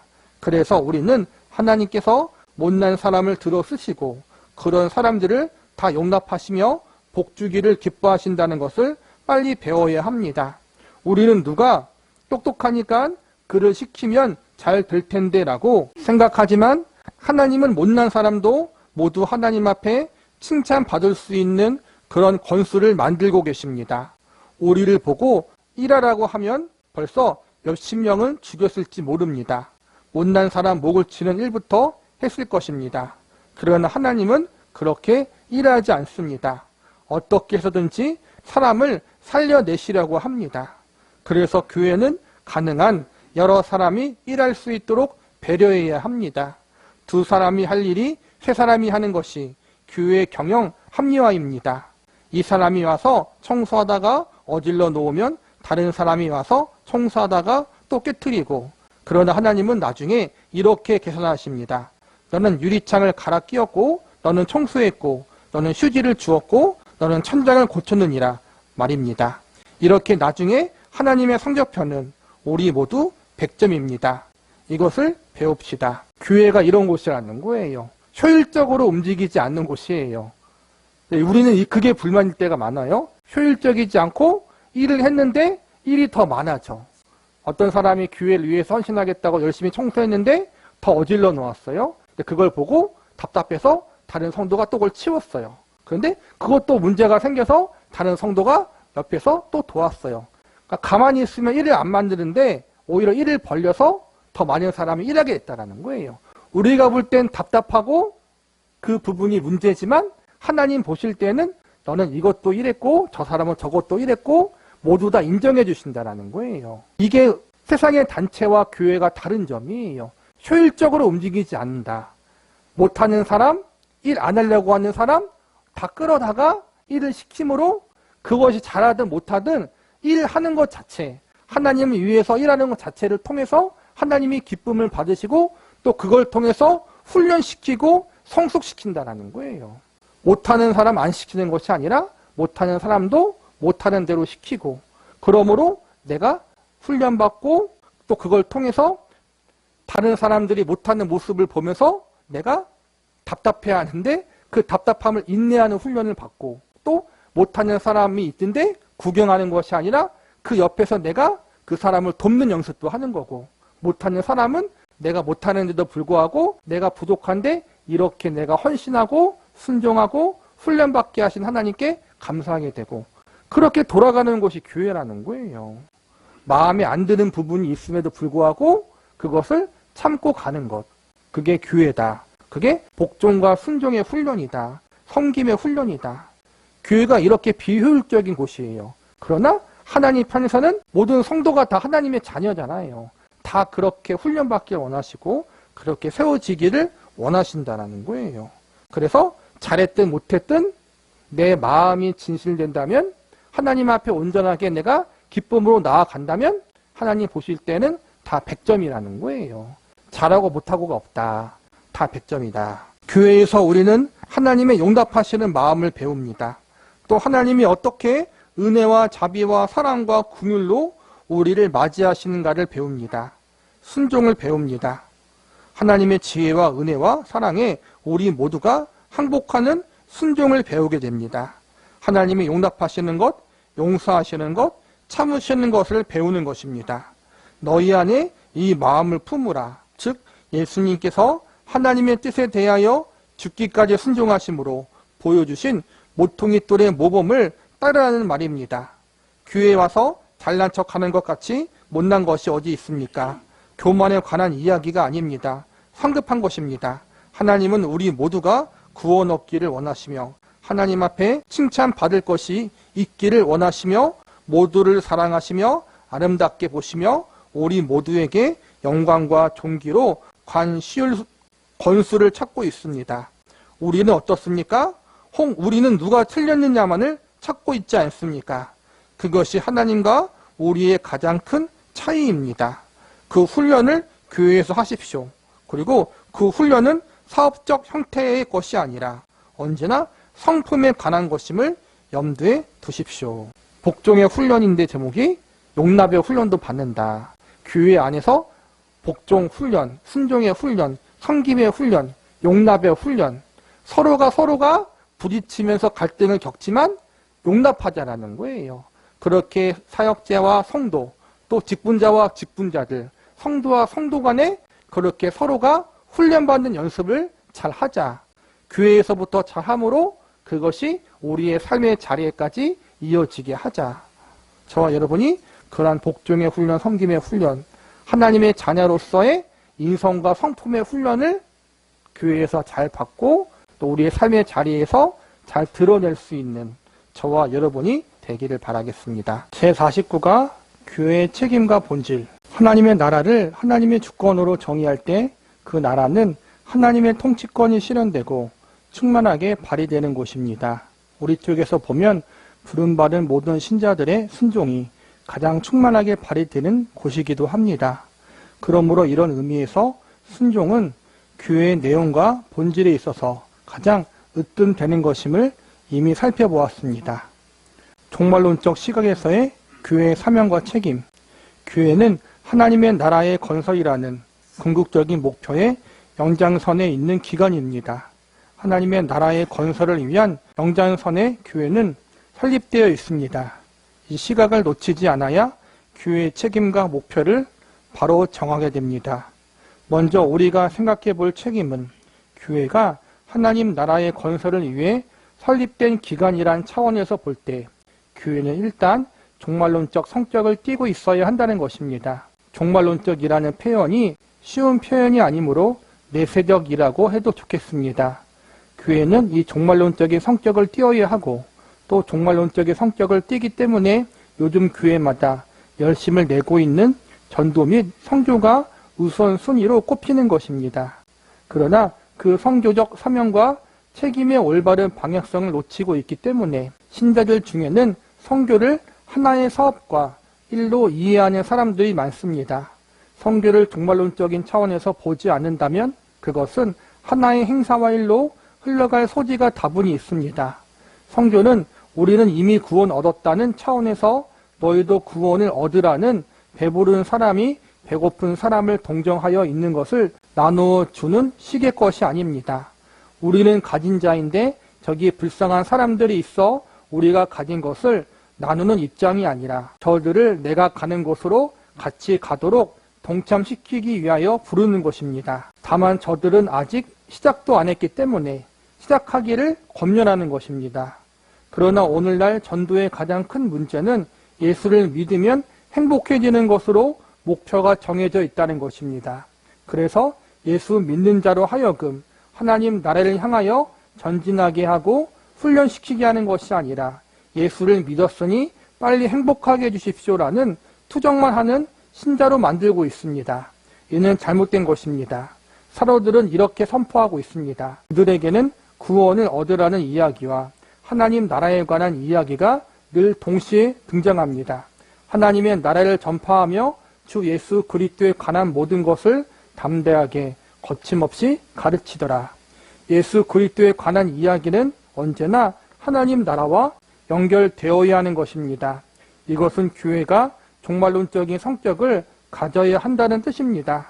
교회는 주님께서 약속하시고 하나님께서 완성하기를 원하시는 하나님 나라의 설립을 위해 세우신 기관입니다. 우리를 하나님 나라 안으로 들어올 수 있게 하고 우리가 그 완성을 향해 갈 수 있게 하기 위해 하나님께서는 십자가 사역으로 우리를 불러내신 것입니다. 그것이 교회입니다. 그러므로 우리는 지금 중간에 서 있는 것입니다. 시작은 했으나 끝은 아직 아닌 시기에 있는 것입니다. 그런데 우리는 얼마나 이미 다 와 있다고 착각하길 수입니까? 교회의 본부는 엄격한 의미에서 전도도 봉사도 아닙니다. 심지어 이단과 싸우는 것도 교회의 본분이 아닙니다. 교회의 최고의 임무는 부름받은 신자들로 하여금 그 완성의 목표를 향해 걸어가게 하는 일입니다. 그런 의미에서 이미 교회는 종말론적일 수밖에 없습니다. 우리가 어떤 목표를 향해 가는 모습을 보고 모든 사람들이 우리의 방향, 우리의 목표에 동참하여 나아가고자 하도록 하는 일이 곧 성교의 본질입니다. 그것이 교회가 서 있어야 하는 가장 큰 이유입니다. 내가 갈 길을 놔두고 다른 데 가서 싸우는 것이 아니라 가는 길에서 부딪히는 사람에게 전도도 하고 나를 그 길로 가지 못하게 막는 자들 앞에서 환난과 핍박을 견디어내고 순교도 하고 딴 길로 가라고 우기는 사람들이 있으면 싸우기도 하는 것입니다. 내가 가는 길을 놔두고 이단들이 있는데 도시락 싸들고 쫓아가서 싸우는 것은 잘못입니다. 물론 전도 자체를 위해 부름받은 사람도 있습니다. 그러나 모든 신자의 삶이 다 그런 것은 아닙니다. 신자의 삶이란 전도를 위해 있는 것이 아니라 우리를 맨 처음 부르셨을 때 요구하신 하늘에 계신 너희 아버지의 온전하심 같이 너희도 온전하라는 그 온전하심을 향해 나아가기 위해 있는 것입니다. 전도와 선교는 우리가 목적으로 삼는 것을 향해 나아가면서 자연스럽게 따라 나오는 것이어야 합니다. 그렇게 이미 하나님 나라가 시작되었고 그 완성을 향해 나아가고 있는 과정 속에 교회가 있다는 것을 항상 기억해야 합니다. 그래서 교회는 오는 세상 완성될 나라의 능력을 지금 누리고 있으면서도 그것이 전부가 아니기에 완성을 향해 기다리는 인내와 고통을 수반하고 있는 것입니다. 우리는 이 훈련을 못하게 하는 모든 유혹 및 시험과 싸워야 합니다. 어느 교회나 꼭 원수가 몇 명씩 있게 마련입니다. 그 원수가 보기 싫어서 다른 교회로 옮겨가면 또 다른 원수가 생깁니다. 이것은 내 마음에 있는 어떤 부분이 아직 안 깎여 있기 때문입니다. 그것을 깎아야 하는 것입니다. 원수를 위하여 축복할 때까지 말입니다. 그 완성을 향해 우리의 노력을 더욱 경주해 나가며 인내를 배우는 곳이 바로 교회입니다. 교회와 성도의 목표와 목적이 뭐냐면은 완성을 향해 나아가는 거라는 거예요. 그 완성이 뭐냐면은 예수님이 우리에게 이루신 구원, 우리에게 주신 구원을 완성을 향해 나아가는 것. 구원의 완성이라는 거예요. 우리가 예수님을 믿을 때 우리의 신분이 죄인에서 의인으로 하나님과 원수된 자에서 하나님의 백성이 돼요. 신분이 바뀌어요. 그걸 우리가 칭이라고 하거든요. 신분이 바뀌는 구원을 받았어요. 이제 우리는 예수님으로 말미암아 천국의 백성이 되었어요. 근데 그게 끝이 아니잖아요. 이젠 어떤 게 남았어요? 성화, 성숙을 향해 나아가는 것. 예수님을 더 알아가고 예수님을 닮아가고 예수님을 사랑하는 삶을 살아가는 성화의 삶을 살아가는 거예요. 그게 구원의 과정이에요. 그러다가 우리의 생이 다하는 마지막 날, 우리가 목숨이 닿을 수 있고 예수님이 다시 오실 수도 있고 그때 우리는 온전하게 그 영화로운 존재가 되기까지 우리가 믿음으로 살아가는 것. 그것이 바로 교회와 성도가 살아가야 할 삶이라는 거예요. 그렇게 구원의 완성, 예수님이 우리에게 주신 그 생명을 받고 그 생명을 받은 자로서 합당하게 살아가는 과정 가운데 복음을 증거하고 전도하고 선교하고 연단받고 핍박받고 순교할 수도 있고 그렇게 헌신하고 충성하며 나아가는 것이라는 거예요. 헌신과 충성 자체가 목적이 아니고 선교와 전도 자체가 목적이 아니고 싸움 자체가 목적이 아니라 구원의 완성, 내 안에 예수님이 주신 그 생명이 내 안에서 풍성히 완성되어지는 그 자리에까지 가는 것이 우리의 목적이다. 이를 위해서 하나님이 우리를 혼자 부르지 않고 교회라는 공동체에 불러서 함께 훈련받고 교육받고 함께 주의 길을 가도록 구원의 완성의 길을 가도록 우리를 부르신 거란 말이에요. 한 몸이 될 그리스도와 교회의 운명. 또한 교회는 운명적인 존재론의 본질을 가지고 있음을 에베소서 5장 말씀을 통해 볼 수 있습니다. 남편들아 아내 사랑하기를 그리스도께서 교회를 사랑하시고 그 교회를 위하여 자신을 주심같이 하라. 이는 곧 물로 씻어 말씀으로 깨끗하게 하사 거룩하게 하시고 자기 앞에 영광스러운 교회로 세우사 티나 주름 잡힌 것이나 이런 것들이 없이 거룩하고 흠이 없게 하려 하심이라. 이와 같이 남편들도 자기 아내 사랑하기를 자기 자신과 같이 할지니 자기 아내를 사랑하는 자는 자기를 사랑하는 것이라.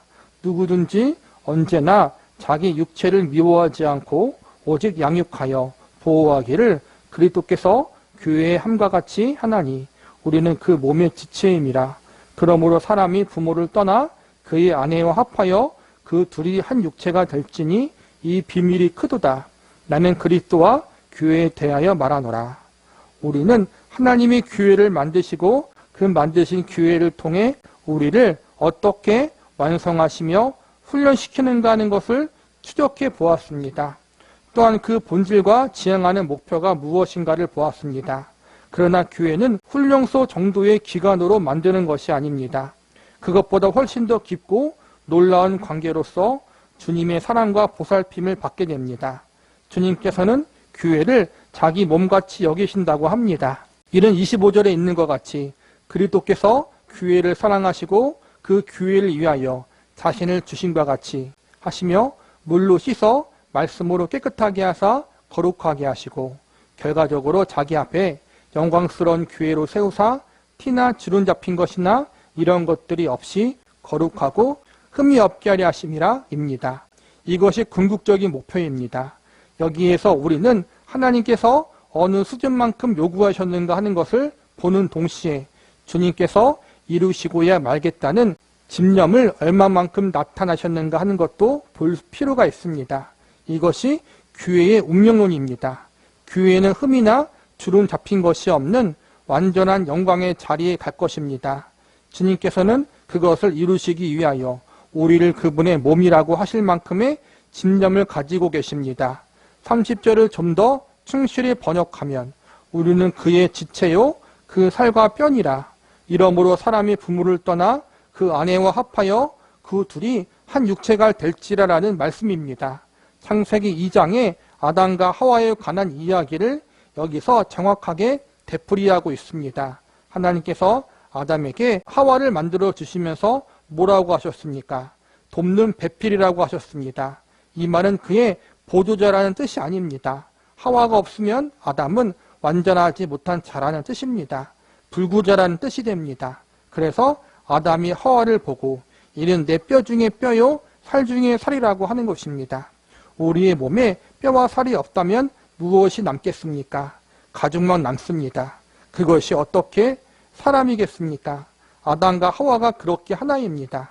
그래서 이러므로 남자가 부모를 떠나 그의 아내와 합하여 둘이 한 몸을 이룰지로다라는 말씀은 예수 그리스도와 교회의 관계에도 동일하게 적용됩니다. 예수님과 교회의 관계를 할 때 크게 두 가지 상징적인 표현이 있는데, 하나는 예수님이 머리고 우리 교회는 예수님의 몸이다라는 표현이 있고, 또 예수님이 신랑이고 교회가 신부다라는 표현이 있어요. 이 두 가지 상징적인 표현이 있는데, 이 표현이 왜 중요하냐면은 교회를, 또 교회에 속한 성도를 예수님이 그만큼 사랑하신다라는 거예요. 그만큼 귀한 존재로 삼으셨다는 것과 동시에 예수님과 우리가 운명의 공동체가 됐다는 거예요. 배우자가 속썩이거나 자식들이 속썩이거나 가족이 속썩이는 걸 겪어봤잖아요. 그렇죠? 속썩이는 가족 구성원과 함께 사는 게 참 고달퍼요. 차라리 몸이 떨어져 있으면 안 보이면 괜찮아요. 그런데 보이는데 가족의 구성원들이 배우자가 속썩이고 자녀가 속썩이고 그러면은 정말 힘들어요. 그런데 예수님이 그걸 감수하시면서 우리를 그분의 몸으로, 그분의 배우자로 삼으셨다는 거예요. 이건 영원토록 함께하기 위해서. 영원토록 함께하신다는 것은 우리를 구원하시고 그 구원으로 끝나는 게 아니라, 신분의 구원으로 끝나는 게 아니라 천국 가는 그날, 천국 가서까지 우리가 영화로운 존재로 구원의 완성에 이르기까지 예수님이 우리와 함께 하신다는 거예요. 그 가정 가운데 우리가 넘어지고 쓰러지고, 예수님은 잘못한 게 없이 우리가 항상 잘못하니까 우리의 모든 잘못까지도 예수님이 함께 감당하신다는 거예요. 함께 고통당하시고 함께 고난당하시고 함께 힘들어하시며 예수님이 우리를 이끌고 함께 가신다는 거예요. 그게 예수님이 우리 교회와 묶여있는 운명의 공동체라는 뜻이에요. 그리스도와 연합된 교회의 신비. 우리는 이 신비를 다 짐작할 수가 없습니다. 창조주이신 예수님께서 피조물인 우리와 한 몸을 이룬다는 것은 너무나 놀랍고 도무지 납득할 수 없는 일입니다. 이것을 아무데나 확대할 문제는 결코 아니지만 성경은 이것만은 분명히 이야기하고 있습니다. 주님은 우리도 그분과 같이 되기를 원하시며 또 그렇게 대접하고 계시다는 사실입니다. 그렇다고 우리가 신이 된다는 뜻은 아닙니다. 단 주님이 피조물이 된다는 뜻도 아닙니다. 그러나 거기에 우리가 상상할 수 없는 어떤 신비로운 연합이 있는 것만은 사실입니다. 그 연합을 주님께서 원하고 계시며 그렇게 지금 우리를 부르고 계십니다. 우리는 그런 대접을 받는 사람들입니다. 우리는 그분 몸의 지체입니다. 그분의 살과 뼈입니다. 사람은 부모를 떠나 그 아내와 합하여 둘이 한 몸이 됩니다. 예수님께서 바로 우리를 그 살과 뼈로 인정하사 그분의 충만으로 인정하시고 우리를 그렇게 대접하시며 보좌를 버리시고 우리를 찾아오셔서 우리를 위하여 그 몸을 버리시고 피로 값주고 우리를 사셨습니다. 그 터 위에 교회를 세우사 우리를 신부로 부르고 계시는 것입니다. 그분은 우리를 거룩하고 완성된 신부로 요구하고 있습니다. 우리 없이 혼자서는 충만하지 않기로 하신 그 집념 속에 교회를 세우셨고 우리를 부르셨습니다. 우리는 실패할 수 없는 자들입니다. 아무도 우리를 방해할 수 없습니다. 이것이 로마서 8장에서 어떤 것도 그리스도 예수 안에 있는 우리 아버지가 되신 하나님의 사랑으로부터 우리를 끊을 수 없는 이라는 표현으로 선언되고 있습니다. 이것이 바로 에베소서 5장 32절에서 이 비밀이 크도다 라는 그리스도와 교회에 대하여 말하노라 하고 하는 이야기입니다. 교회가 얼마나 신비로운 곳이며 복된 곳이며 놀라운 곳인가를 기억하십시오. 여러분 개인적인 생각과 개인적인 신앙에 몇 가지 깨우침만을 가지고 홀로 숨어버린다는 것은 참으로 큰 손해입니다. 학창 시절에 학교를 다닌 사람과 독학을 간 사람과는 비교할 수 없는 차이가 나는 것입니다. 학문 자체는 다를 것이 없을지 몰라도 같은 또래들과 단체 생활을 하느냐 안 하느냐에 따라서 인격의 성숙에 풍성한 훈련이 될 수도 있고 벽돌을 한 장 한 장씩 쌓아 올리듯 쫓아온 것밖에 안 될 수도 있습니다. 교회는 그런 축복과 신비로운 것들이 모두 허락된 곳입니다. 예배를 드린다는 것은 단순한 신자들의 모임을 말하는 것이 아닙니다. 합창하는 정도가 아닙니다. 하나님께서 친히 임재하시는 곳이요 영광을 나타내시는 신비로운 곳입니다. 여러분이 교회로 부름받고 그리스도의 몸으로 부름을 받았다는 것이 놀라운 약속으로 인하여 믿음과 소망 가운데 여러분이 달려가야 할 축복된 길을 위해 기도하고 훈련하며 모든 것을 경험하기를 바랍니다. 성경에 기록된 모든 것을 여러분의 입술로 찬송하고 여러분의 생활 속에서 맛보는 일이 여러분에게 있기까지 기도를 쉬지 말고 연습을 쉬지 마십시오. 신앙생활은 복되고 놀라운 생활이며 하나님의 나라는 희락과 화평과 기쁨이라는 것을 경험으로 알게 될 것입니다. 교회라는 신앙의 공동체에 부르신 것은 이처럼 우리를 만들어가기 위해서 구원의 완성의 자리로 이끌기 위한 하나님의 선한 계획이라는 거예요. 교회에 안 나가도 우리가 예수님 믿을 수 있어요. 실제로 나는 그리스도인이다라고 하면서 교회 안 나가는 성도가 전체적으로 20%, 30%가 된다고 해요. 교회 안 나가는 성도, 가난한 성도라 그래요. 그런 성도가 참 많아졌어요. 요즘에 워낙 편하니까 다 인터넷으로 휴대폰으로 보면 예배를 드릴 수 있으니까 그렇게 드리는 것과 교회 나와 하나님을 예배하는 것에는 분명하게 차이가 있다는 거예요. 영적인 성숙의 차이가 있고 우리가 구원의 완성을 향해 신앙의 성숙을 향해 성화의 자리에 나아가는 그 길을 가는데 분명히 질적인 차이가 있다는 거예요. 더 많이 훈련받고 더 많이 깎이고 더 많이 연단받고 그것이 교회 안에서 하나님이 이루시는 일이란 말이에요. 하나님이 교회의 공동체를 그냥 세우신 것이 아니라는 거예요. 저와 여러분이 예수님의 지체, 예수님의 신부라고 이야기할 때는 개인적인 관계만을 이야기하는 것이 아니라 성경에는 개인적인 관계로서 신부, 개인적인 관계로서의 몸이라고 이야기하기보다 신앙의 공동체인 교회를 통해서 교회가 몸이고 교회가 신부다라는 것을 더 강조하고 있어요. 더 중요하다라는 거예요. 저와 여러분이랑 생각을 해보세요. 교회에 나오지 않고 내가 집에서만 신앙생활을 했다라면은 저와 여러분이 지금의 자리까지 와서 내가 지금 예배 드리며 말씀을 보면서 하나님을 더 깊이 알아가는 것, 예수님에 대해 깊이 알아가는 것, 하나님의 은혜와 사랑이 얼마나 큰 것인가를 과연 집에서 혼자 신앙생활을 했을 때와 지금 일주일에 한 번 쉬는 날이잖아요. 그렇죠? 얼마나 놀러 가고 싶고 집에서 뒹굴거리고 싶어요. 그렇잖아요. 그걸 포기하고 이 자리에 온 여러분이 어떨 것 같아요? 혼자서 했으면 편해요. 그리고 워낙 요즘에 저 핸드폰으로 보면은 쉬우니까 좋은 설교 말씀, 대형교회 목사님, 유명한 목사님 말씀을 언제든지 볼 수 있어요. 귀는 커져요. 그런데 그만큼 인격적인 믿음의 성숙이 되지는 않는다라는 거예요. 혼자 할수록 자기만의 세계에 빠져요. 나중에 신앙의 공동체에 적응하기 힘들어요, 오히려. 그렇죠? 특히 저와 여러분들 얼마나 고집이 세요. 그 고집이 교회에 나왔으니까 이만큼 꺾였지? 혼자 해봐요. 자, 그 고집 누가 당하겠어요? 그렇죠?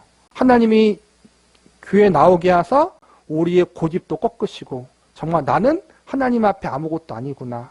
이 아무것도 아닌 나를 하나님이 그분의 소중한 자녀를 삼으시고 그분의 생명을 주시기까지 아끼셨구나.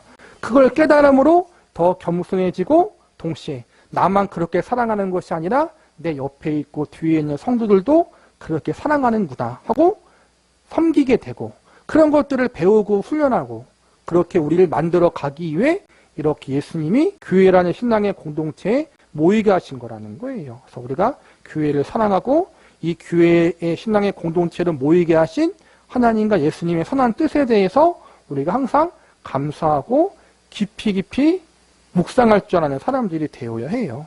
50과 교회와 사회, 유대교의 여러 파 중에 특별히 열심당이라고 불리우는 자들은 하나님 나라를 이 땅 위에 세워야 할 것으로 보았습니다. 이들은 하나님 나라를 정치적, 경제적, 사회적인 프로그램을 가지고 이 세상에 건립할 수 있는 것으로 이해했습니다. 정치적으로는 이스라엘의 독립, 즉 로마 제국으로부터 독립된 다윗 왕조의 재건을 계획하였고, 사회적으로는 하나님의 백성들 간의 주인과 종이 따로 없는 사회가 되어야 한다고 생각했습니다.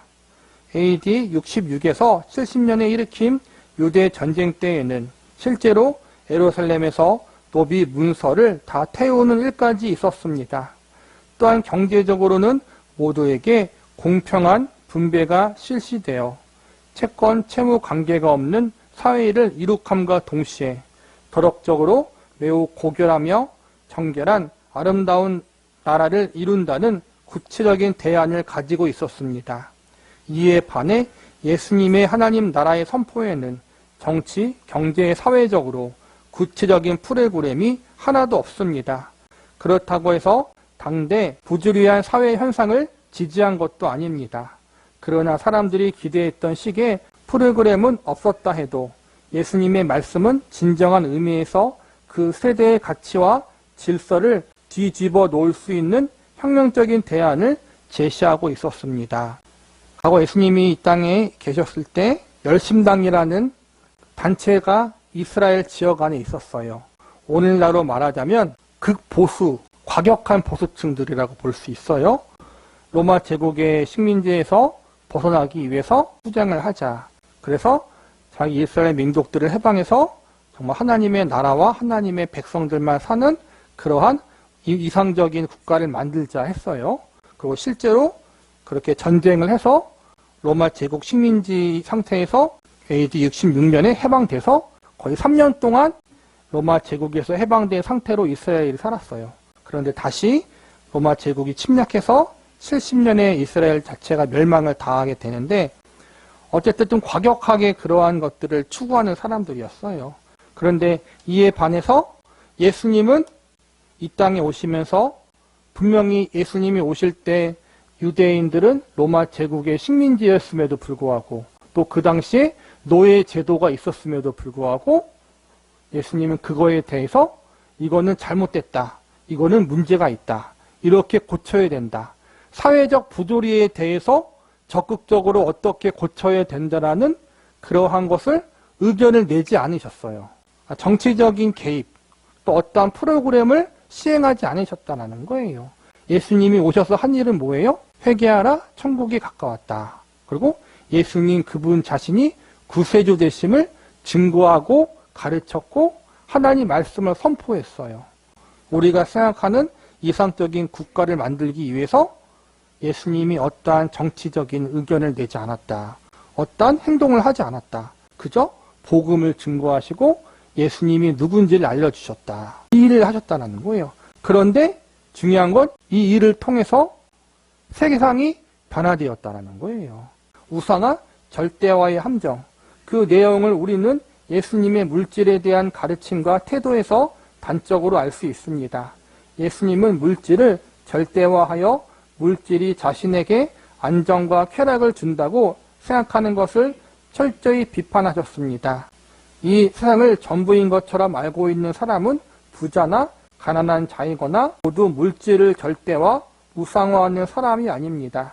부자는 왜 남을 억압하면서까지 부를 만들어내려 하며, 가난한 사람들은 왜 더 부를 갈망하면서 부자가 되어야겠다고 아우성입니까? 그 이유는 부를 절대화하기 때문에 그것을 통해서만 자신이 안정되며 더 풍요로운 삶을 살 수 있다고 생각하기 때문입니다. 이러한 생각을 가지고 있는 부자는 가난한 사람들을 교만과 무시함과 착취와 사랑 없음을 대하여, 가난한 자들은 질시와 미워함과 분노함과 사랑 없음으로 행동합니다. 부자에게 부라는 것이 우상이라면 가난한 자에게도 동일하게 부가 우상이 될 수 있습니다. 예수님은 수상적인 혁명이란 기껏해야 자리 바꿈 정도에 불과하고 현 질서를 개혁해서 조금 더 공정하게 만든다고 해서 하나님 나라가 이룩되는 것은 아니라고 보았습니다. 이러한 이유로 예수님은 정치, 경제, 사회적인 프로그램을 선포하시지 않았지만 제자들에게 진정한 의미에서 혁명적인 프로그램, 즉 근본적인 해결책을 제시하고 계십니다. 예수님은 부자가 부를 우상화하지 못하도록 비판함과 동시에 가난한 자들에게도 부를 절대화하지 못하도록 하셨습니다. 오히려 예수님은 부에 대한 상대화, 자유화를 말씀하셨습니다.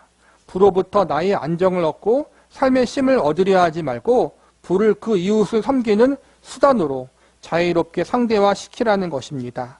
그러기 위해서 우리는 오직 하나님 나라의 보상이라는 가치의 빛 아래서 그것들을 바라보아야만 했습니다. 그럴 때만이 이 상과 함께 없어지는 것들을 상대화할 수 있습니다. 이 상만 바라보아서는 절대로 부를 상대화할 수 없습니다. 예수님은 제자들에게 자기가 가진 것뿐 아니라 자기 자신까지도 내어주는 섬김의 모습으로 살아가는 삶의 원칙을 제시하셨습니다. 예수님께서 불러다가 이르시되 이방인의 집권자들이 그들의 임의대로 주관하고 그 고관들이 그들에게 권세를 부리는 줄 너희가 알거니와 너희 중에는 그렇지 않을지니 너희 중에 누구든지 크고자 하는 자는 너희를 섬기는 자가 되고 너희 중에 누구든지 으뜸이 되고자 하는 자는 모든 사람의 종이 되어야 하리라. 이러한 섬김의 도를 실천하면서 살아가는 개개인의 그리스도인들과 그들의 공동체들로 인해 현재의 부조리한 사회 구조까지 장차 변하게 될 것입니다. 이것이 유대인들과는 달리 예수님께서 가르쳤던 삶의 원리와 개혁을 위한 자세입니다. 이런 예수님의 가르침에 비추어서 교회는 그 안에 있는 신자들을 향하여 부에 대한 절대와 우상화를 가르치거나 교회 안의 물질주의 가치관에 따를 수상적인 질서가 형성되지 않도록 해야 합니다. 동시에 가진 자들이 잘못 만들어 놓은 질서에 대한 반발로 가난한 자들이 무조건 의롭다는 편에 서서 가진 자들을 증오하고 질시하는 잘못된 가르침을 베풀어서도 안 됩니다. 이러한 섬김의 수단으로서 부에 대한 가르침이 실제로 이루어지는 것은 전 사회의 구성원이 구속받은 공동체의 진정한 일원이 되었을 때만 가능합니다. 그러나 예수님은 이 땅에서는 섬김의 모습이 완전히 이루어질 것이라고 기대하지 않았습니다. 왜냐하면 예수님께서 가르치신 섬김의 질서는 전적인 하나님의 은혜로 예수님의 재림의 때에라만 비로소 온 세상에 가득하게 될 것이기 때문입니다. 정치적인 어떠한 개혁적인 방향을 제시함으로 나라를 새롭게 하고 세상을 새롭게 하는 것이 아니라 예수님은 섬김의 도, 사랑의 도를 가르치심으로 세상을 변화시킬 수 있도록 했다는 거예요. 하나님을 사랑하고 이웃을 내 몸과 같이 사랑하라. 높은 자가 되기 위해서, 다스리는 자가 되기 위해서 누군가 위에 군림하는 것이 아니라 낮은 자리에서 섬기는 자가 되라. 이러한 사랑과 섬김의 원칙을 가르쳐 주셨고 그 사랑과 섬김의 원칙을 예수님을 믿는 교회의 공동체, 신앙의 공동체에서 실천하고 가르치고 그 안에 속한 성도들이 그걸 배워서 각자의 삶의 자리에서, 가정에서, 학교에서, 직장에서, 사업장에서 그 사랑과 섬김의 도를 실천하며 살아가는 것. 그것이 세상을 변화시킬 수 있는 길이라는 것이에요. 방법이라는 거예요. 근데 우리는 그것을 못하죠. 그렇죠? 그거는 못하고 계속 정치적인 어떠한 성향에 대해서 비판만 가하고 있잖아요. 그렇죠? 정치적인 문제가 심각하잖아요. 그렇죠? 점점 심각해져요. 진보와 보수, 여당과 야당의 싸움이 심각한 도를 넘잖아요. 그렇죠? 각자가 맞다고 하면서 서로에 대한 존중과 대화, 타협이 없이. 그리고 문제는 거기에 교회가 동참한다라는 거예요. 교회가. 사랑과 섬김을 실천해야 되는데 폭력으로 또 말로 사람들을 힘들게 하고 근데 그걸로 결코 세상을 변화시킬 수 없다는 거예요. 조금 더 나아질 수 있는 길을 위해서 서로가 대화하고 타협하는 게 정치잖아요. 그렇죠? 거기에 우리가 개인적인 의견을 줄 수 있고 지지를 할 수 있지만 그것 자체가 세상을 변화시킬 수는 없어요. 우리가 우리의 자리에서 믿는 자로서 합당하게 살아가는 것. 이게 첫 번째 원칙이에요, 여러분. 그것을 못하는 상태에서 누군가를 비판하고 정죄하는 것은 또한 정치적인 편에 서서 또 그것은 무조건 악이다. 또 우리는 옳다라고 말하는 것은 조심해야 할 부분이에요. 진보 중에도 믿는 자들이 많이 있어요, 여러분. 보수 중에도 믿는 자가 있고 진보 중에도 나쁜 놈들이 있는 거고 보수 중에도 나쁜 놈들이 있는 거예요. 그렇잖아요. 섞여 있어요. 그럼 그 가운데 우리는 어떻게 행동해야 할까? 흑백 논리로 할 수 없다라는 거예요. 사랑과 섬김의 정신, 예수님이 보여주신 그 삶의 원리를 교회와 우리가 실천해야 되는데 그게 제일 힘들어요. 그렇죠? 예수님이 이 땅에 오셔야만 재림하셔야만 그게 갈등이 끝나는데 예수님이 언제 재림하실지 모르잖아요. 그렇죠? 그러니까 우리는 그 재림하실 때까지 끝까지 믿음을 지키고 사랑과 섬김을 실천할 줄 아는 사람이 되어야 한다. 하나님의 이름으로. 그러나 구속받은 성도들은 재림의 때까지 자기 주장과 자기 욕심을 따라 사는 것이 아니라 섬김의 도를 실천하며 죄악된 세상과 불의한 정부와 불의한 자들에 대해 하나님의 이름으로 대항하며 살아가야만 합니다. 하나님의 이름으로 대항한다는 것은 폭력에 의지하는 것이 아니라 하나님 말씀의 선포와 함께 거룩하고 의로운 삶 자체를 무기로 삼고 살아가는 것을 말합니다. 이러한 차원에서 교회가 교회의 이름을 정치적, 경제적 성명서를 발표하는 등의 행위는 온당치 못합니다. 이러한 모범은 초대교회 기독교인들에게 명확히 발견할 수 있습니다. 그 시대의 기독교인들은 그 당시에 노예 철폐 운동을 벌이지 않았지만 실제로 그리스도인 공동체 안에서는 노예 제도가 철폐되었으며 이러한 삶은 로마 제국의 위정자들에게 큰 위협으로 보일 수밖에 없었습니다. 노예들로 유지되었던 로마 제국의 평화인 팍스 로마를 위해서는 그들의 기반인 노예 제도 자체를 부정하는 그리스도인들에 대해 박해로 일관할 수밖에 없었습니다. 이와 같이 사회를 개혁하기 위해 정부를 전복하고 부자와 가진 자들을 증오하며 탈취하는 것이 아니라 하나님 나라를 선포하고 의롭게 사는 삶이야말로 진정한 의미에서의 혁명적인 가르침인 것입니다. 자기를 부인하고 이웃을 섬기는 삶은 예수님을 따르는 제자들에게 요구되는 가장 중요한 항목이었습니다. 또한 이러한 삶에는 우리 주님이 받으셨던 것 같은 고난이 당연히 있을 것입니다. 이에 예수님께서 제자들에게 이르시되 누구든지 나를 따라오려거든 자기를 부인하고 자기 십자가를 지고 나를 따를 것이니라. 그러므로 제자들은 장차올 하나님의 영광을 바라보는 신앙의 삶을 살아야 하는 것입니다. 예수님이 승천하시고 초대교회들이 세워졌잖아요. 초대교회 안에서는 신분과 민족과 성별의 차이가 없었어요. 유대인들은 이방인들을 개처럼 여겼어요. 여자들을 무시하며 살았어요. 민족적인 차별이 있었고 성별의 차별이 있었다는 거예요. 노예제도, 신분제도도 있었고. 그런데 초대교회 그리스도인들은 정치적으로 나는 노예제도를 반대합니다.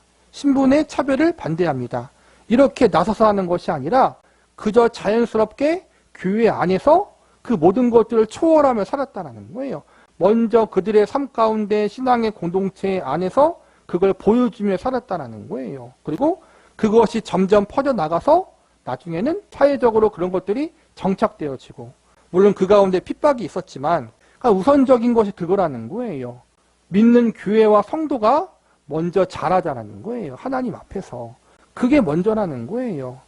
교회가 세상을 향해 잘못된 것을 지적할 수 있는데 오늘날에는 세상이 교회를 지적하잖아요. 그렇죠? 잘못된 부분에 대해서. 그리고 그 잘못된 부분이 복음에 대한 부분만이 아니라 도덕적인 부분, 윤리적인 부분으로 잘못된 것을 지적하잖아요. 이게 뭐예요, 여러분? 그런 상태에서 도덕적으로, 윤리적으로 교회가 올바르지 못한 상태에서 사랑과 섬김을 실천하지 못한 상태에서 아무리 세상에 좋은 말을 해도 먹혀 들어갈 수가 없는 거예요. 먼저 교회 안에서 하나님의 뜻과 말씀대로 사는 것보다 세상에 나아가서 그냥 옳은 말 하는 것. 그러니까 나는 바르게 살지 못하면서 다른 사람들에게 잔소리하는 것과 똑같은 그러한 형태가 되어버린 거란 말이에요. 근데 그게 아니라는 거죠. 우리는 예수님의 가르침을 본받고 초대교회의 모습을 본받아야 한다고 하잖아요. 그게 뭐예요? 먼저 실천하자. 깨끗하고 거룩하게 사랑과 섬김을 실천하자. 세상의 가치를 쫓아가는 그러한 교회와 성도가 되지 말자라는 거예요. 모든 영역에서 주대심을 드러내며 하나님의 나라에 대한 공부에서 우리는 하나님 나라를 하나님이 다스리심, 즉 하나님의 통치권이라고 정의했습니다. 그 나라에 속한 백성들을 주님이 다스리시며 그들에게는 주님의 나라의 법칙이 적용되고 있습니다. 그 사람들의 생활의 전반에서 하나님의 통치권이 행사되고 있는 것입니다. 이름을 가장 잘 밝혀준 사람이 네덜란드의 개혁주의 신학자인 아브라함 카이퍼이며 그의 세상을 소위 영역주권 이론이라고 합니다. 우리의 신앙이 우리가 부름받은 각자의 영역에서 하나님의 주권을 인정하는 것으로 나타나야 한다는 것이 이 이론에 따르면 모든 영역 주권은 직접적으로 하나님께 있다는 것입니다. 따라서 종교 영역이 정치 영역을 통해서 하나님과 관련되는 것이 아니며 정치 영역이 종교 영역을 통해서 하나님과 관련되는 것도 아닙니다. 그 각각의 영역이 직접적으로 하나님께 복종하는 것입니다. 그리하여 우리 중에 정치 영역으로 부름받은 자가 있다면 그는 정치인으로서 하나님께 직접 복종하며 그의 정치 활동을 통해서 하나님의 주권을 드러내는 일을 해야 한다는 것입니다. 단 교회 영역으로 부르심을 받은 자는 교회 사역자로서 하나님께 복종하며 그의 활동에서 하나님의 주권을 드러내야 합니다. 마찬가지로 예술 영역으로 부름받은 자가 있다면 그는 그의 예술 활동을 통해서 하나님의 주권을 드러내야 할 것입니다. 그러나 이러한 각각 영역들은 극단적인 형태로 분리된 것이 아닙니다. 특히 교회는 각각 영역에서 하나님의 주권을 나타낼 수 있는 원리를 모든 교인에게 명확히 가르칠 책임을 가지고 있습니다. 특별히 주일학교 교육에서 이런 원리를 교인들과 다음 세대들에게 잘 가르쳐서 그들이 각기 자기가 속한 영역에서 자신들의 신앙을 잘 드러낼 수 있도록 해야 합니다. 한편으로는 또 각 영역이 일종의 연관성을 가지고 있으므로 우리는 직접적으로 정치인, 경제인으로 부름받지 않았더라도 정치 영역, 경제 영역과 전혀 무관한 이들은 아닙니다. 따라서 간접적으로나 정치인 또는 한편 경제의 주체, 문화적 활동으로 우리는 마땅히 신앙에 근거한 바른 판단과 행위를 해야 합니다. 우리의 간접적 정치 활동, 즉 투표나 선임된 자들에 대한 압력 행사, 여론 조성, 필요한 경우에 따라 합법적인 단체 활동 등도 신앙에 근거한 것이어야 하고 신앙적 성격을 지녀야 합니다. 그래서 때로는 우리와 생각이 다른 비신자들과 외견상으로 동일한 주장을 할 수도 있습니다. 그러나 궁극적인 목적이나 태도가 다르다는 것을 잊어서는 안 됩니다. 예를 들어 신자도 민주화를 위한 요구를 할 수 있습니다. 하지만 이것은 단지 인권을 위해서나 민주화가 필요하다는 입장에서 주장하는 것이 아니라 하나님께서 인간의 존엄성을 요구하시기 때문이라는 것입니다. 우리가 민주주의 사회를 살고 있기 때문에 우리의 모든 활동은 사회적으로 또 정치적으로 영향을 끼칠 수밖에 없어요. 투표를 할 수 있고 개인적으로 누구를 지지할 수도 있고, 그러니까 우리는 모든 활동의 영역이 연관되어 있다는 거예요. 연관되어 있는 삶의 영역 가운데 각자가 주어진 삶의 자리에서 믿음으로 살아가는 것, 하나님의 자녀와 백성으로 살아가는 것, 그렇게 살아가면은 자연스럽게 모든 영역이 연결되어 있기 때문에 이 사회가 하나님 보시기에 보다 더 깨끗하고 거룩하게 되어질 수 있다는 거예요. 정치적인 영역, 경제, 사회적인 영역, 모든 영역에 다 그리스도인들이 있잖아요. 그들이 그들의 자리에서 믿는 자로서 부끄럽지 않게 살아가고 활동하면 되는 거예요. 그런데 우리는 그렇게 살아가지 못하잖아요. 우리가 가지고 있는 믿음의 신앙이 우리의 삶과 관계되지 못할 때가 너무나 많아요. 그래서 문제가 생기고 그래서 손가락질을 당하는 거잖아요. 이 땅에 소망을 두는 게 아니라 하늘에 소망을 둔다는 건 하나님 앞에서 인생을 살아간다는 거예요. 하나님 앞에서 부끄럽지 않는 삶의 선택을 하며 살아가야 한다는 거예요. 그렇게 우리의 삶의 자리에서 하나님 앞에서 믿음으로 살아갈 때, 사랑과 섬김을 실천하며 살아갈 때 우리가 살아가는 세상이 보다 더 하나님 보시기에 합당해질 수 있다. 그런데 우리는 그렇게 살아가지 못하니까 지금 문제가 많이 생기는 거예요. 우리의 경제활동에서도 그렇습니다. 기독교인이 비인간적인 경제활동을 한다거나 비도덕적인 경제활동을 한다는 것은 이미 신앙과 거리가 멀어져 비신앙적인 것이며 따라서 죄악된 것입니다. 이는 문화활동에서도 마찬가지입니다. 신자들의 문화활동은 하나님의 형상으로 지음받은 인간의 인격과 인간의 삶의 가치를 고양시키는 방향으로 이루어져야 합니다. 물론 각각 영역에서 신앙에 근거하여 어떻게 행해야 할 것인가 하는 문제는 좀 더 진지하게 고민해야 합니다.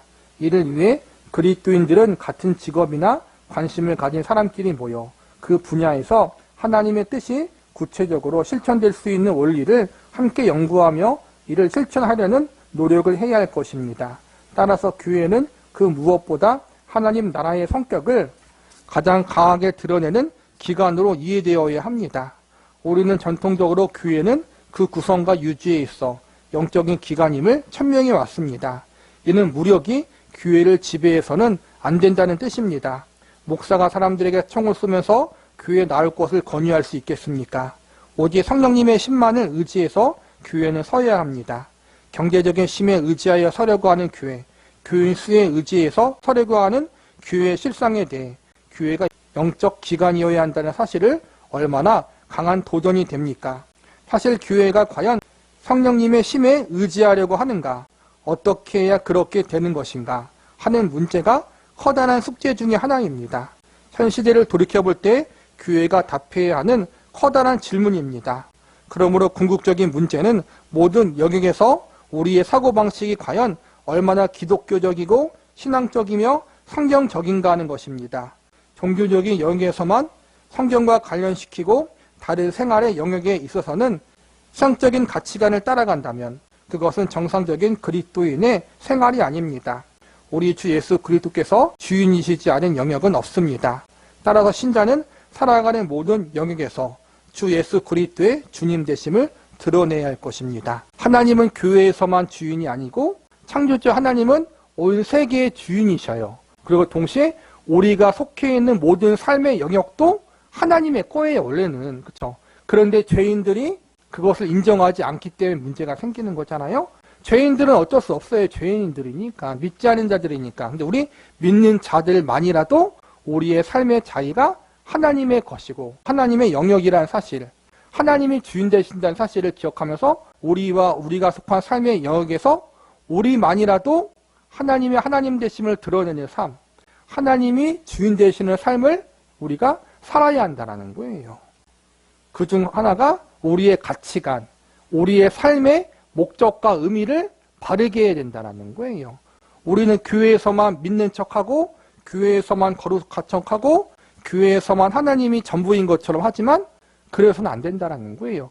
교회에서는 그것을 배우고 우리의 삶의 자리에서 실천해야 한다. 즉 우리의 삶의 자리에서도 하나님이 주인 되신 것처럼 행동하고 우리가 말하고 살아가야 한다는 거예요. 교회에서 그걸 가르침 받지만 또 우리의 삶의 자리, 직장에서, 학교에서, 또 사업장에서 같이 믿는 자들이 함께 모여서 그것을 기도하고 진지하게 함께 의견을 나누는 것도 중요해요. 직장 가운데에서도 믿는 자들의 모임들이 있잖아요. 그런 것도 우리가 가능하다면 그렇게 참석하고 함께 기도하는 것도 필요하다는 거예요. 쉽진 않지만 우리가 기도하면서 내가 속한 내 삶의 자리에서, 가정에서, 직장에서, 사업장에서, 학교에서 어떻게 내가 하나님의 자녀와 백성으로서 거룩한 삶을 살아갈 수 있고 선한 영향력을 끼칠 수 있는가, 빛과 소금으로 살아갈 수 있는가를 우리가 진지하게 기도하며 나아가면 하나님이 또 하나님의 방법으로 우리에게 길을 열어주실 거예요.